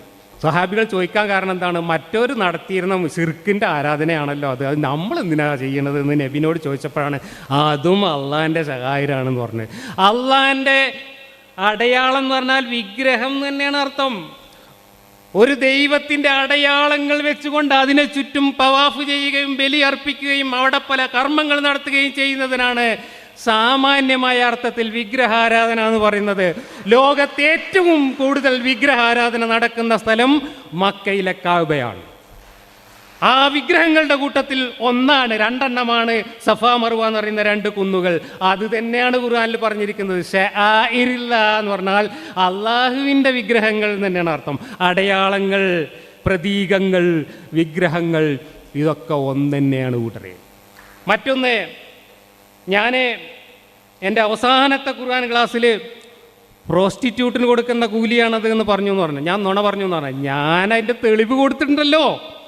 ഇബ്നു അബ്ബാസ് പച്ചയായിട്ട് എഴുതി വെച്ചിട്ടുണ്ട്. പ്രോസ്റ്റിറ്റ്യൂട്ടിൻ്റെ സേവനത്തിന് ഓൾക്ക് കൂലി കൊടുക്കുന്നതിന് പുറമെ സർപ്ലസ് ആയിട്ട് കൊടുക്കുന്ന കാര്യമാണ് ഈ പറഞ്ഞതെന്ന് ഇബ്നു അബ്ബാസാണ് എഴുതി വെച്ചിരിക്കുന്നത്. ഞാൻ അത് ഉദ്ധരിച്ചിട്ടുള്ളൂ. ഇതൊക്കെ നിങ്ങൾ മറച്ചു വെച്ചിട്ട് തെറ്റിദ്ധരിപ്പിച്ച കാര്യങ്ങളാണേ. ഇങ്ങനെയുള്ള ഈ കാലത്ത് മനുഷ്യരോട് പറയാൻ പറ്റാത്ത കാര്യങ്ങൾ, ഈ ഗോത്രകാലത്തെ വൃത്തികേടുകൾ ഈ ഖുർആനിൽ എഴുതി വെച്ചത് ഇന്ന് മനുഷ്യർ മനസ്സിലാക്കാതിരിക്കാൻ വേണ്ടിയിട്ട് തെറ്റിദ്ധാരണ പരത്തുന്ന വിധത്തിൽ അർത്ഥം മാറ്റിയും വ്യാഖ്യാനങ്ങൾ മെനതും സബബുൻ നുസുൽ അതായത് അവതരണ സന്ദർഭം മറച്ചു വെച്ചുകൊണ്ടും നിങ്ങൾ നടത്തുന്ന ഈ പൊറാട്ട് നാടകം അവസാനിപ്പിക്കാൻ വേണ്ടി തന്നെയാണ് ഖുർആൻ ക്ലാസ് നടത്തുന്നത്. പിന്നെ മനസ്സിലാക്കാൻ ഒരു മൻഹജുണ്ട് എന്നൊക്കെ പറഞ്ഞു. എന്നിട്ട് എന്തേ കൂട്ടരെ ഖുർആന് ഒരു 900 പണ്ഡിതന്മാർ പല കോലത്തിൽ മനസ്സിലാക്കിയത്? നിങ്ങളിവിടെ പറഞ്ഞ ഫിത്ന ഉണ്ടല്ലോ, ആ ഫിത്നക്ക് മൗദൂദി കൊടുത്ത അർത്ഥം എന്താണെന്ന് പോയി നോക്ക്. ആ ഫിത്നക്ക് ഇന്ന് കേരളത്തിലെ മൂല്യന്മാർ കൊടുക്കുന്ന അർത്ഥം പോയി നോക്ക്. ആ ഫിത്നക്ക് സൗദി അറേബ്യയിൽ നിന്ന് അച്ചടിച്ച് വിതരണം ചെയ്യുന്ന ഇംഗ്ലീഷ് ഹോളി ഖുർആൻ എന്താണ്, ആ ഖുർആൻ എന്ന് പറയുന്ന പരിഭാഷ ഇംഗ്ലീഷ് പരിഭാഷയിൽ കൊടുത്ത അർത്ഥം നോക്ക്. സിർക്കും കുഫറുമാണ് ഫിത്ന എന്ന് അവിടെ പറയുന്നത്. മൗദൂദി പറഞ്ഞത് സിർക്കും കുഫർ എന്നല്ല, ഇസ്ലാമിക ഭരണമില്ലാത്ത എല്ലാ രാഷ്ട്രീയ വ്യവസ്ഥയുമാണ് ഫിത്ന എന്ന് മൗദൂദി വ്യാഖ്യാനിച്ചു വെച്ചിട്ടുണ്ട്. മൗദൂദിക്ക് അറബി അറിയില്ല കേട്ടോ, മൗദൂദിക്ക് അറബി അറിയില്ലെന്ന് ഞാനല്ല പറയുന്നത്, ഇവിടുത്തെ മുജാഹിദിൻ്റെ സുന്നിയുടെ പണ്ഡിതന്മാരാണ് പറഞ്ഞെടുക്കുന്നത്. അറബി അറിയാത്ത മൗദൂദി ഖുർആൻ 6 വോളിയം തഫ്സീർ എഴുതി. ആ തഫ്സീർ വായിച്ചിട്ടും അമാനി മൗലവിയുടെ തഫ്സീർ വായിച്ചിട്ടും കൂറ്റനാട് മുസ്ലിയാരുടെ തഫ്സീർ വായിച്ചിട്ടും സുന്നികൾ എന്ത് പറയുന്നു, മുജാഹിദ് എന്ത് പറയുന്നു, ജമാഅത്ത് എന്ത് പറയുന്നു എന്ന് മനസ്സിലാക്കിയിട്ട് എനിക്ക് മനസ്സിലായ കാര്യം ഞാൻ നാട്ടുകാരോട് പറയുന്നതാണ് എൻ്റെ ഖുർആൻ ക്ലാസ്. ആ ഖുർആൻ ക്ലാസ്സിൽ ഈ പറഞ്ഞതിനൊക്കെയുള്ള മറുപടികളുണ്ട്. ഖിസാസിൻ്റെ കാര്യം പറഞ്ഞു. ഖിസാസ് എന്താണെന്ന് അമാനി മൗലവി എഴുതി വെച്ചിട്ടുണ്ട്. മാത്രമല്ല അതിൻ്റെ സബബുൻ നുസൂൽ ഒന്ന് എടുത്ത് നോക്കിയാൽ മതി.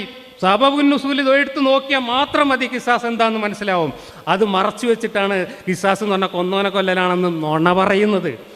നുണ പറഞ്ഞ് തെറ്റിദ്ധരിപ്പിക്കുകയാണ്. ഖിസാസ് എന്ന് പറഞ്ഞാൽ കൊന്നോനെ കൊല്ലലല്ല, കൊല്ലപ്പെട്ടവരുടെ കാര്യത്തിൽ നിന്നാണ് പറഞ്ഞു തുടങ്ങുന്നത് തന്നെ. പിന്നെ എങ്ങനെയാണ് അത് കൊന്നോൻ്റെ കാര്യമാവുന്നത്? ഇതൊക്കെ വിശദമായിട്ട് ഖുർആൻ ക്ലാസ്സിലുണ്ട്. നിങ്ങൾ ഖുർആൻ ക്ലാസ് കേൾക്കും കൂട്ടരെ. അടുത്തായിട്ട് അയ്യൂമൂല്.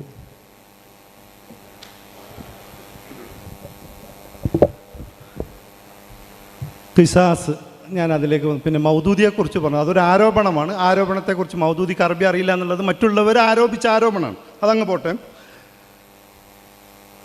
ഈ ആയത്തിൽ ഞാൻ നുണ പറയല്ല. നിങ്ങൾ അമാനി മൗലവിൻ്റെ നിങ്ങളെടുത്ത് വായിക്കി. ഇപ്പം നിങ്ങളുടെ കയ്യിലുണ്ടല്ലോ മൊബൈല്. അമാനി മൗലവിൻ്റെത് ഓൺലൈൻ പരിഭാഷയുണ്ട്, ഇപ്പോൾ വായിക്കൂ.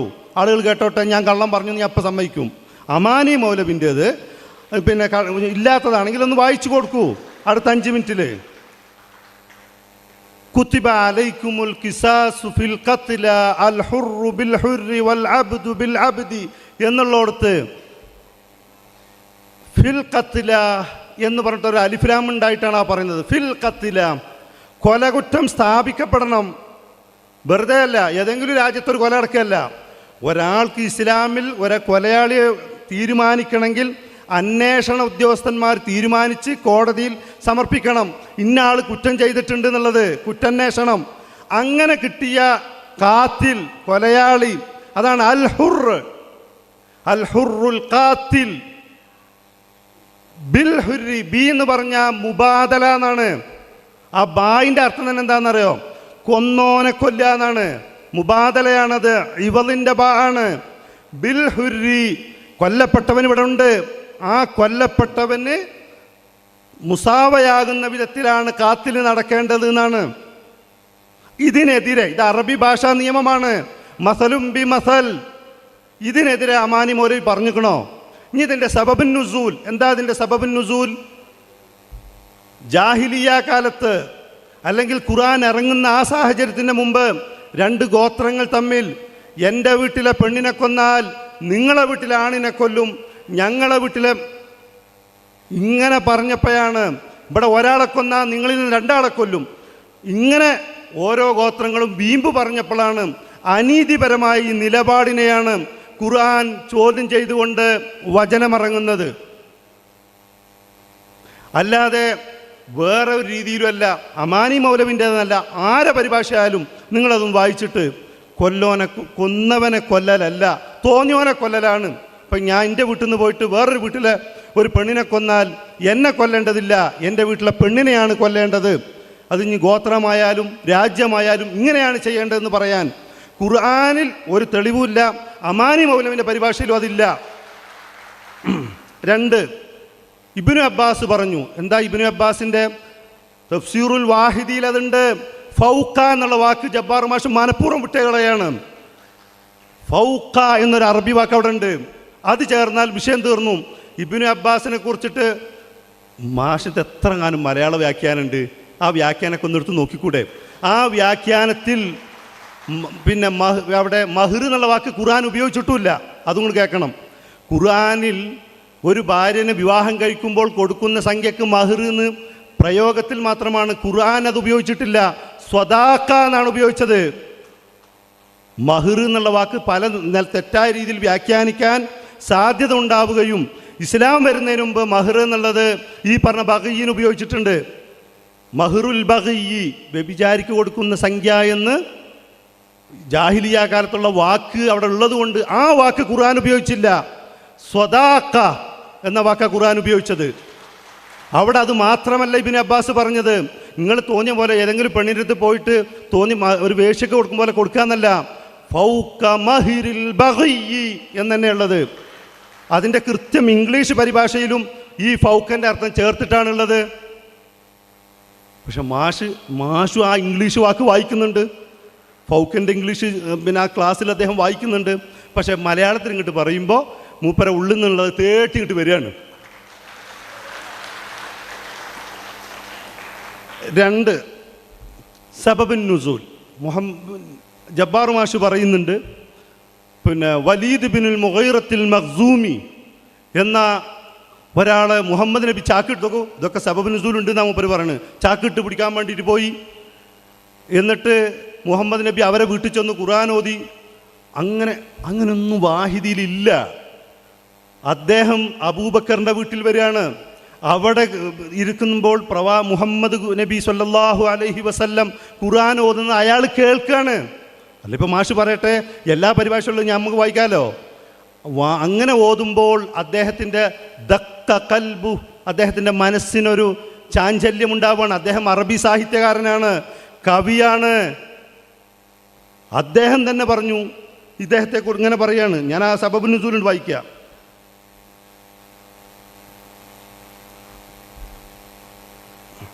അദ്ദേഹം ഖുർആനെ കുറിച്ച് വളരെ പുകഴ്ത്തിയിട്ടാണ് ആ കാര്യങ്ങൾ പറയുന്നത്. ഇന്ന മുഹമ്മദൻ അബ്ദുഹുൽ മുസ്തഫ കഴിഞ്ഞു. അപ്പോൾ സബബുൻ നുസൂല് അതിലുള്ളത് പോലെ മാഷ് ചെയ്യുന്ന ഈ സബബുൻ നുസൂൽ എന്ന് പറയും. പുസ്തകം എടുക്കും, മാഷിക്ക് തോന്നിയത് മുസ്ലിങ്ങളെ പേര് വെച്ച് കെട്ടുകയാണ്. അബദ്ധവും തെറ്റൊക്കെ പറ്റും, പക്ഷെ ഒരു സമൂഹത്തിൻ്റെ പേരിൽ വെച്ച് കെട്ടരുത്. നിങ്ങൾക്ക് വിമർശിക്കാനുള്ള സ്വാതന്ത്ര്യമുണ്ട്, നിരൂപണം ചെയ്യാനുള്ള സ്വാതന്ത്ര്യമുണ്ട്, പക്ഷെ ഒരു സമൂഹത്തെ ഇങ്ങനെ ചെയ്യരുത് എന്നേ പറയാനുള്ളൂ.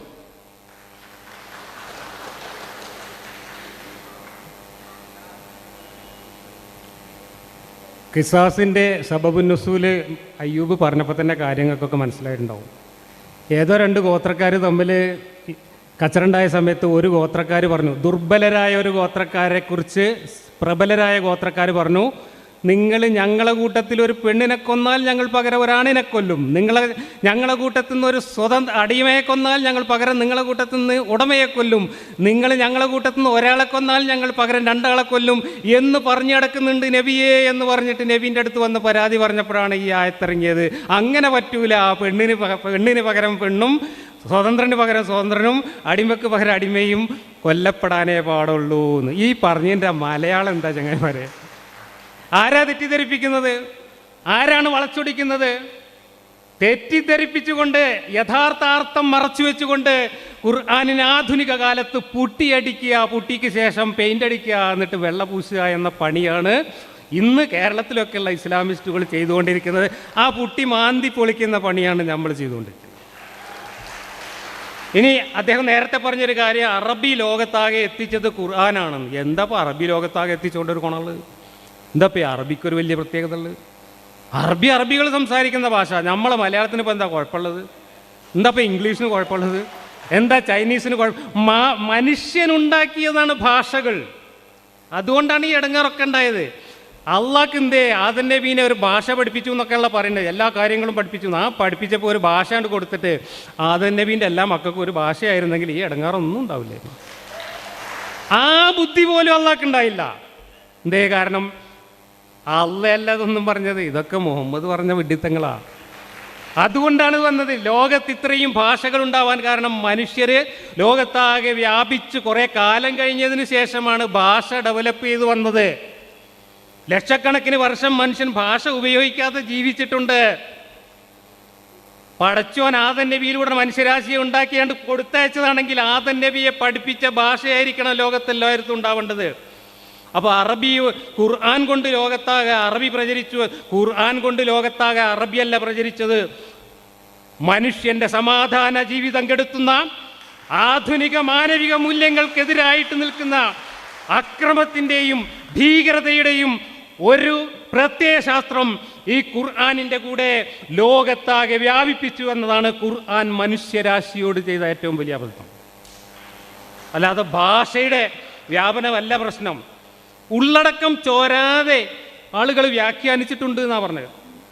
എവിടെ ഉള്ളടക്കം ചോരാതെ വ്യാഖ്യാനിച്ചു? നിങ്ങൾ വ്യാഖ്യാനങ്ങളുടെ പേരിൽ തല്ലുകൂടുന്നത് കാണണമെങ്കിൽ നിങ്ങൾ യൂട്യൂബിൽ സുന്നി മുജാഹിദ് തർക്കം നോക്കിയാൽ മതി. മൗദൂദി വ്യാഖ്യാനിച്ചതൊക്കെ തെറ്റാണെന്ന് സുന്നി മുജാഹിദും പറയണത് കേട്ടാൽ മതി. ഉള്ളടക്കം ചോർന്നിട്ടില്ലേ? ഉള്ളടക്കമൊക്കെ അട്ടിമറിച്ചുകൊണ്ടാണ് ഓരോരുത്തരും വ്യാഖ്യാനിച്ചിട്ടുള്ളത്. കാരണം എന്താണ്? അള്ളാഹ്ക്ക് ഒരു കാര്യം മനുഷ്യന് മനസ്സിലാവുന്ന രീതിയിൽ പറഞ്ഞു കൊടുക്കാൻ അറിയില്ല. അതിൻ്റെ കാര്യം. 1,000 ഗ്രൂപ്പുകളായി മുസ്ലിങ്ങൾ ലോകാവസാനം വരെ തമ്മിൽ തല്ലുന്നതിൻ്റെ കാരണം അള്ളാഹ്ക്ക് ഭാഷ അറിയില്ല എന്നുള്ളത് തന്നെയാണ്. ഒരു കാറ്റലോഗ് കൊടുത്തയക്കുമ്പോൾ അത് മര്യാദക്ക് പറഞ്ഞു കൊടുക്കാൻ പറ്റുമെങ്കിൽ ഇങ്ങനെ ഉള്ളടക്കം ചോരാതെ വ്യാഖ്യാനിക്കേണ്ട ആവശ്യമുണ്ട്. വ്യാഖ്യാനം തന്നെ ആവശ്യമില്ല. എന്തിനാണ് ഈ യൂസർ മാനുവൽ വ്യാഖ്യാനിക്കുന്നത്? അത് വ്യക്തമായിട്ടും ലളിതമായിട്ടും അങ്ങനെയുള്ള അവകാശപ്പെടുന്നത് അതാണ് പറഞ്ഞു കൊടുത്താൽ പോരെ. ക്ലാസ് എടുക്കലിനെ പിന്നെയും അദ്ദേഹം പറഞ്ഞു പരിഭാഷ നോക്കി വിമർശിക്കാം, പക്ഷേ ക്ലാസ് എടുക്കാൻ പറ്റില്ല എന്ന്. ഞാനത് തന്നെ പറഞ്ഞത്. ഖുർആൻ ക്ലാസ് എടുത്തുകൊണ്ട് നടക്കുന്ന സാക്കിർ നായിക്കിനും MM അക്ബറിനും ഖുർആൻ അറബി പഠിക്കേണ്ട ആവശ്യമില്ലെങ്കിൽ ഇവരൊക്കെ എഴുതി വെച്ച കാര്യങ്ങൾ മനസ്സിലാക്കിയിട്ട് എനിക്ക് മനസ്സിലായ കാര്യങ്ങൾ ക്ലാസ് എടുക്കാൻ എനിക്കും അറബിയൊന്നും പഠിക്കേണ്ട ആവശ്യമില്ല. നിങ്ങൾ ആദ്യം സാക്കിർ നാക്കിനെ പോയി അറബി പഠിപ്പിക്ക്, MM അക്ബറിനെ പോയിട്ട് അറബി പഠിപ്പിക്ക്, അള്ളാഹിനെ പോയിട്ട് അറബി പഠിപ്പിക്ക്. അള്ളാഹിൻ്റെ റസൂലിനെ എഴുത്തും വായന അറിയില്ല എന്ന് അഭിമാനപൂർവ്വം പറയുന്നത് നിങ്ങൾ. എഴുത്തും വായനയും വരെ അറിയാത്ത ഒരാളുടെ തൊള്ളയിൽ കൂടെയാണോ അള്ളാഹു ഈ വെളിപാട് ഇറക്കിയത്? ആദ്യം എഴുത്തും വായനയും അറിയുന്ന ഒരു മനുഷ്യനെ തിരഞ്ഞെടുക്കാൻ പോലും കഴിയാത്ത ആളായിപ്പോയി അള്ളാഹു. അതുകൊണ്ടാണ് ഇതൊക്കെ വന്നത്. എഴുത്തും വായനയും അറിയുമായിരുന്നത് സ്റ്റാൻഡേർഡ് ഭാഷയിൽ ലോകത്തെല്ലായിടത്തേക്കും വ്യാഖ്യാനമില്ലാതെ കൊടുത്തയക്കാൻ പറ്റുന്ന വെളിപാടുകൾ ഇറങ്ങുമായിരുന്നു. പക്ഷേ നാടോടിയായി ജീവിച്ച മുഹമ്മദിന് കൊളോക്കിയൽ ഭാഷയിലുള്ള വാമൊഴി വഴക്കം മാത്രമേ ഉണ്ടായിരുന്നുള്ളൂ എന്നതുകൊണ്ടാണ് ഖുർആനിലെ ഓരോ വാചകത്തിനും 1,000 ബ്രാക്കറ്റ് എഴുതിക്കൊണ്ട് വായി തോന്നിയതൊക്കെ തിരികെ ചേർക്കേണ്ട ഗതികേട് ഈ മതത്തിൻ്റെ പ്രചാരകർക്കുണ്ടായത് എന്നാണ് എനിക്ക് പറയാനുള്ളത്. പിന്നെ മഹറിൻ്റെ കാര്യമൊക്കെ അദ്ദേഹം പറഞ്ഞു. മഹറിൻ്റെ നിർവചനമൊന്നും എന്നെക്കൊണ്ട് മൈക്കിൽ കൂടെ പറയിപ്പിക്കണ്ട, അത്ര എനിക്ക് പറയാനുള്ളൂ. അതൊക്കെ ഫേസ്ബുക്കിലും മറ്റേ ക്ലബ് ഹൗസിലൊക്കെ ഒരുപാട് ചർച്ച ചെയ്ത ഞാനൊക്കെ ചെവിയും പൊത്തി പോകലാ. എന്താ ഇസ്ലാമിലെ ലൈംഗിക സദാചാരം? അതൊക്കെ ഒന്ന് പഠിക്കണം, നിങ്ങൾ മനസ്സിലാക്കണം. നിങ്ങൾ ആധുനിക കാലത്ത് ഇവർ പുട്ടിയടിച്ച് എഴുതി വെച്ച സാധനം മാത്രം വായിച്ചാൽ പോരാ, കുറച്ച് പഴയ കിതാബൊക്കെ വായിച്ചു നോക്കണം. നിങ്ങൾ ഫത്തുൽ മുഈനൊക്കെ ഒന്ന് വായിച്ചു നോക്കി. 400 കൊല്ലത്തെ പഴക്കമുണ്ടായിന്. എന്തൊക്കെയാണ് എഴുതി വെച്ചേക്കണം, മഹർ എന്താണെന്നൊക്കെ എഴുതി വെച്ചിട്ടുണ്ടായില്. അത് ഫോളോ ചെയ്തിട്ടാണ് ഇവിടുത്തെ മഹാഭൂരിപക്ഷം മുസ്ലിങ്ങളും ദീന് പഠിപ്പിക്കുന്നത്. അതാണ് ഇസ്ലാമിൻ്റെ കഥ. ഈ കള്ളത്തരങ്ങളൊക്കെ പൊളിഞ്ഞിരിക്കുന്നു. ഇതിപ്പോൾ ഞാൻ ക്ലാസ് നിർത്തിയാലും ഇനി ക്ലാസ് എടുക്കാൻ ഇവിടെ 100 ആൾക്കാർ ഇവിടെ തന്നെ ഉണ്ട്. ബേജാറാവേണ്ട ഞങ്ങളെ കാര്യം നോക്കാണ്. ഈ കച്ചവടം പൂട്ടുന്നതാണ് MM അക്ബർ പൂട്ടിക്കെട്ടി എന്നാണ് പറയുന്നത്. MM അക്ബറിൻ്റെ ജൂനിയേഴ്സായിട്ട് കച്ചവടം ഏറ്റെടുത്തവർക്കും അധികം താമസിയാതെ പൂട്ടിക്കെട്ടേണ്ടി വരും തന്നെയാണ് എനിക്ക് പറയാനുള്ളത്. Thank you. 5 മിനിറ്റിൻ്റെ ഇനി റെബട്ടൽ സെഷൻ്റെ 5 മിനിറ്റിൻ്റെ ആ ഭാഗത്തിൻ്റെ അവസാന സെഷനാണ്. അതുപോലെ നമ്മൾ ചോദ്യം എഴുതി കൊടുക്കണമെന്ന് പറഞ്ഞിരുന്നു. അപ്പോൾ ചോദ്യങ്ങൾ 6 ചോദ്യങ്ങളാണ് 2 സെഷനിലും അഡ്രസ്സ് ചെയ്യാൻ നമ്മൾ ഉദ്ദേശിക്കുന്നത്. അപ്പോൾ 6-ൽ കൂടുതൽ തന്നെ ചോദ്യങ്ങൾ ലഭിച്ചു കഴിഞ്ഞിട്ടുണ്ട്. അതുകൊണ്ട് ഇനിയിപ്പോൾ കൂടുതൽ ചോദ്യങ്ങൾ ആരും നൽകേണ്ടതില്ല. 6 ചോദ്യങ്ങൾ കൂടുതൽ ലഭിച്ചിട്ടുണ്ട് 2 ഭാഗത്തും. അയ്യൂമലു ക്ഷണിക്കുന്നു.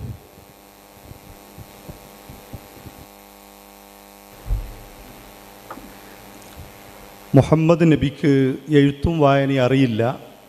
എഴുത്തും വായന അറിയാത്തതൊരു പോരായ്മയായി ഒരു കുറവായിട്ടാണ് മാഷ് അവതരിപ്പിക്കുന്നത്. പല വേദാന്തങ്ങളുടെയും ആചാര്യന്മാർ ഇങ്ങനെ തന്നെയായിരുന്നു.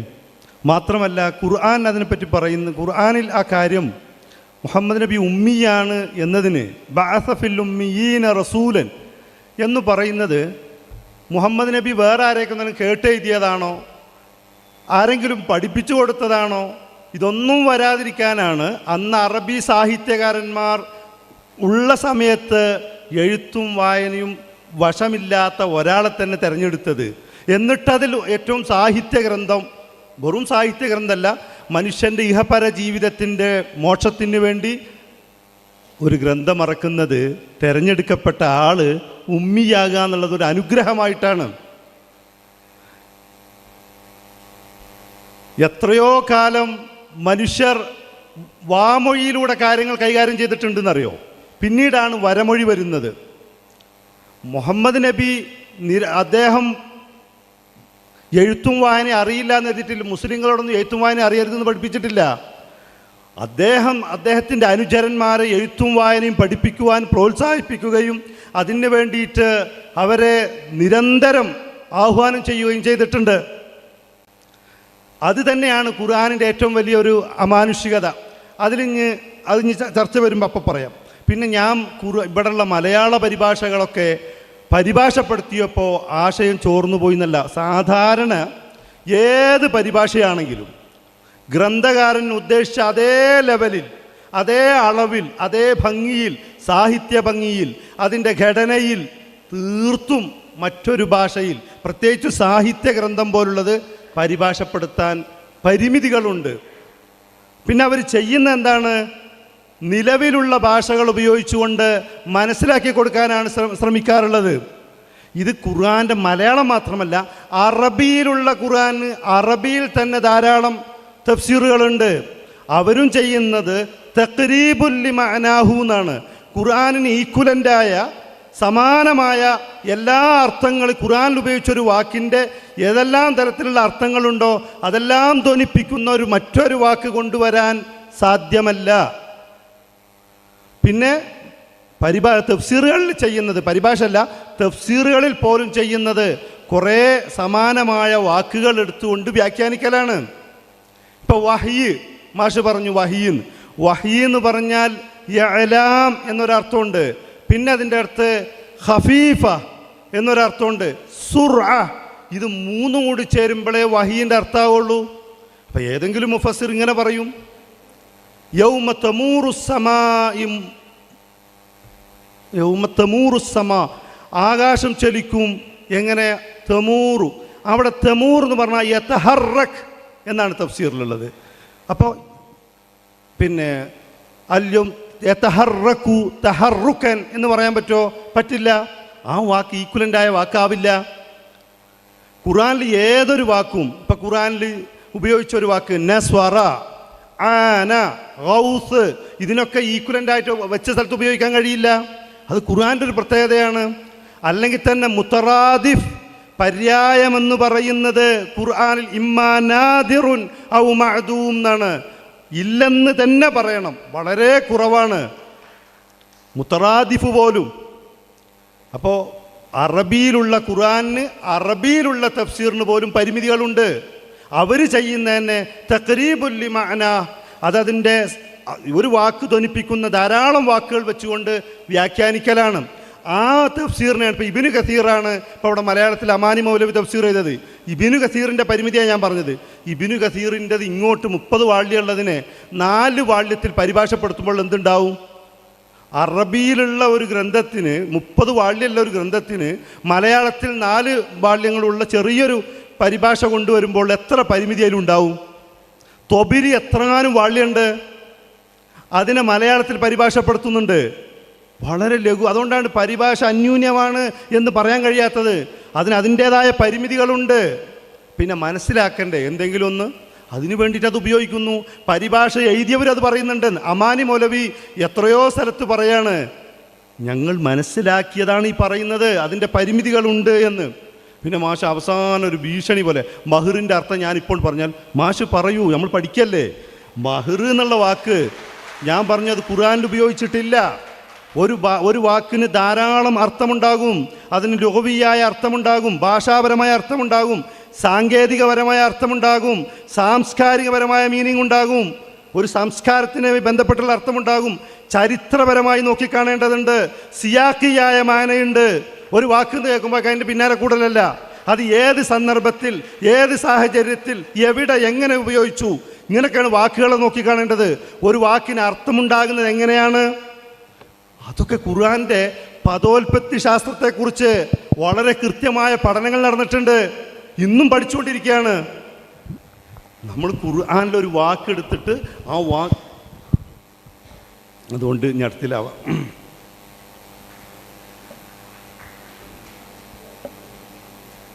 അയ്യൂബ് എനിക്കെതിരെ ഉന്നയിച്ചിട്ടുള്ള മറ്റൊരു പ്രധാനപ്പെട്ട ആരോപണമാണ്, ഞാൻ വരികൾക്കിടയിൽ വായിക്കുന്നു, വ്യാഖ്യാനിക്കുന്നു, ഇതുവരെ ആരും പറയാത്ത കാര്യങ്ങൾ പറയുന്നു എന്നാണ്.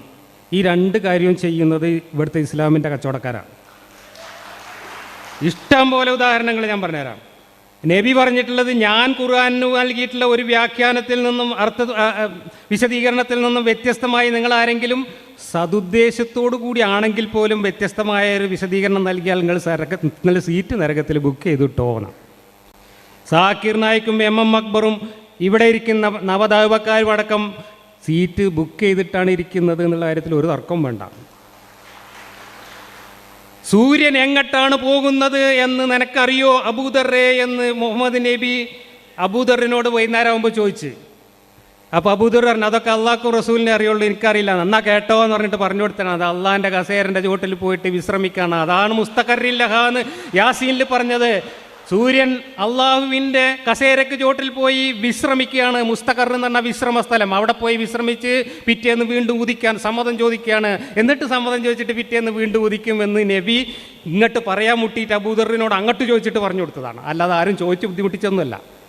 എന്നിട്ട് ആ ഹദീസ് അവിടെ അട്ടത്ത് കയറ്റി വെച്ചിട്ട് സൂര്യൻ സൗരയൂഥം ഒന്നായിട്ട് ഗാലക്സിയിൽ ചുറ്റുന്നു എന്ന് നുണ പറഞ്ഞു നടക്കുന്നത് ഇവരാണ്, സീറ്റ് നരകത്തിൽ ബുക്ക് ചെയ്ത ആൾക്കാർ.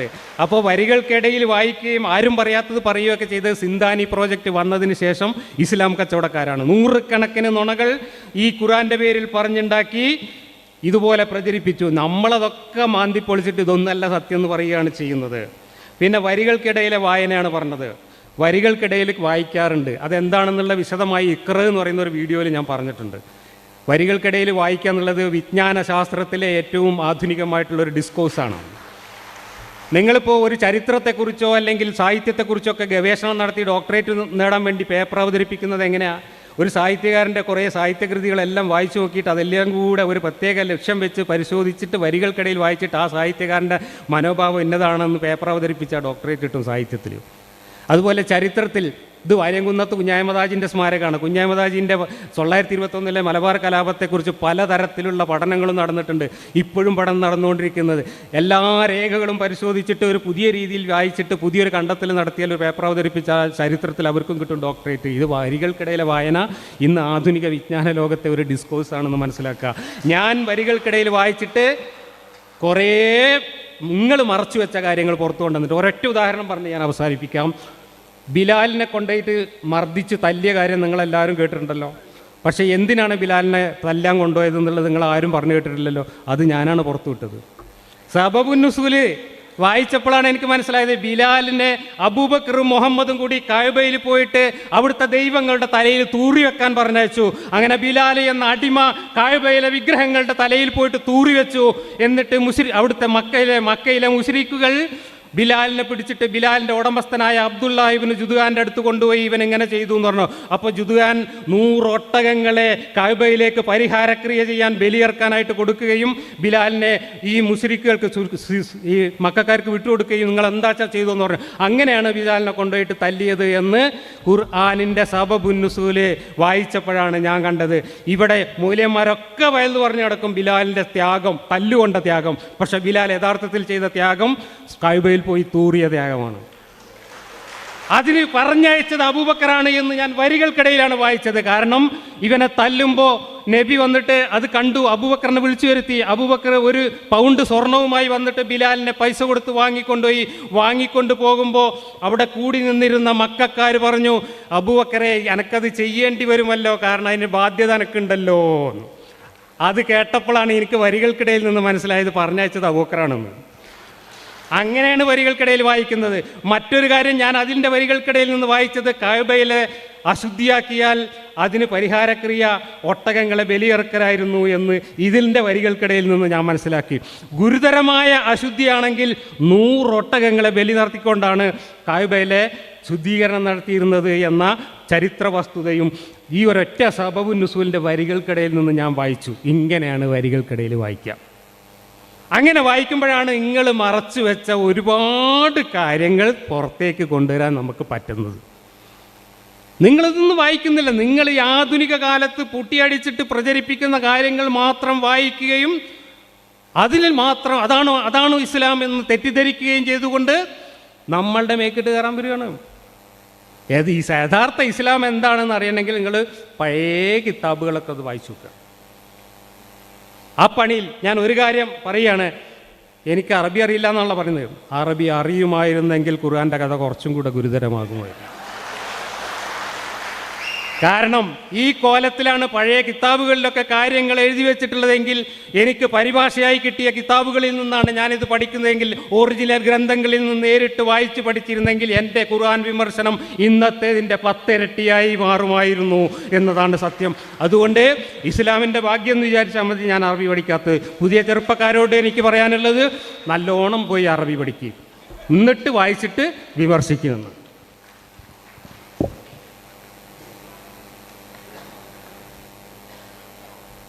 അപ്പോൾ നമ്മൾ റിബട്ടൽ സെഷൻ കഴിഞ്ഞിട്ടുണ്ട്. ഇനി 10 മിനിറ്റ് വീതമുള്ള ഉപസംഹാരമാണ്. ചോദ്യങ്ങൾ ഇനിയിപ്പോൾ ആരും ചോദ്യങ്ങൾ കൊടുക്കണമെന്ന് ഒന്നുകൂടി അഭ്യർത്ഥിക്കുന്ന കാര്യം, ചോദ്യങ്ങൾ ധാരാളമായിട്ടുണ്ട്. ഉപസംഹാരത്തിന് വേണ്ടിയിട്ട് ആദ്യമായിട്ട് ജബ്ബാർ മാഷ് ക്ഷണിക്കുന്നു. അതിനുശേഷം 10 മിനിറ്റ് ജബ്ബാർ മാഷ്, അതിനുശേഷം 10 മിനിറ്റ് അയ്യൂബ് മൗലവി. ജബ്ബാർ മാഷ്.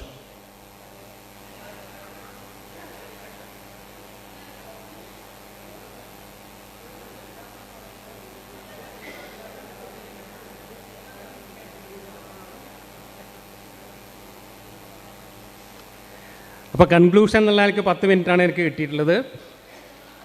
പറയാനുള്ള കാര്യങ്ങൾ ഏറെക്കുറെ പറഞ്ഞു എന്നാണ് വിചാരിക്കുന്നത്. കൺക്ലൂഷനായിട്ട് എനിക്ക് പറയാനുള്ളത്, ഇതിലെ അയ്യൂബ് ഉന്നയിച്ച എല്ലാ ആരോപണങ്ങൾക്കും വ്യക്തവും ശക്തവുമായിട്ടുള്ള എൻ്റെ പ്രതികരണം ഞാൻ ഒരു 2 മണിക്കൂർ ദൈർഘ്യമുള്ള വീഡിയോ ആയിട്ട് ചെയ്യാൻ ഉദ്ദേശിക്കുന്നുണ്ട്. മിക്കവാറും ഇന്ന് തന്നെ, നേരത്തെ ഒന്ന് ചെയ്തു വെച്ചിട്ടുണ്ട്, അതിൽ കുറച്ച് മാറ്റങ്ങൾ കൂടെ വരുത്തിയിട്ട് ഇന്നോ നാളെയോ ആയിട്ട് ഞാനത് അപ്ലോഡ് ചെയ്യും.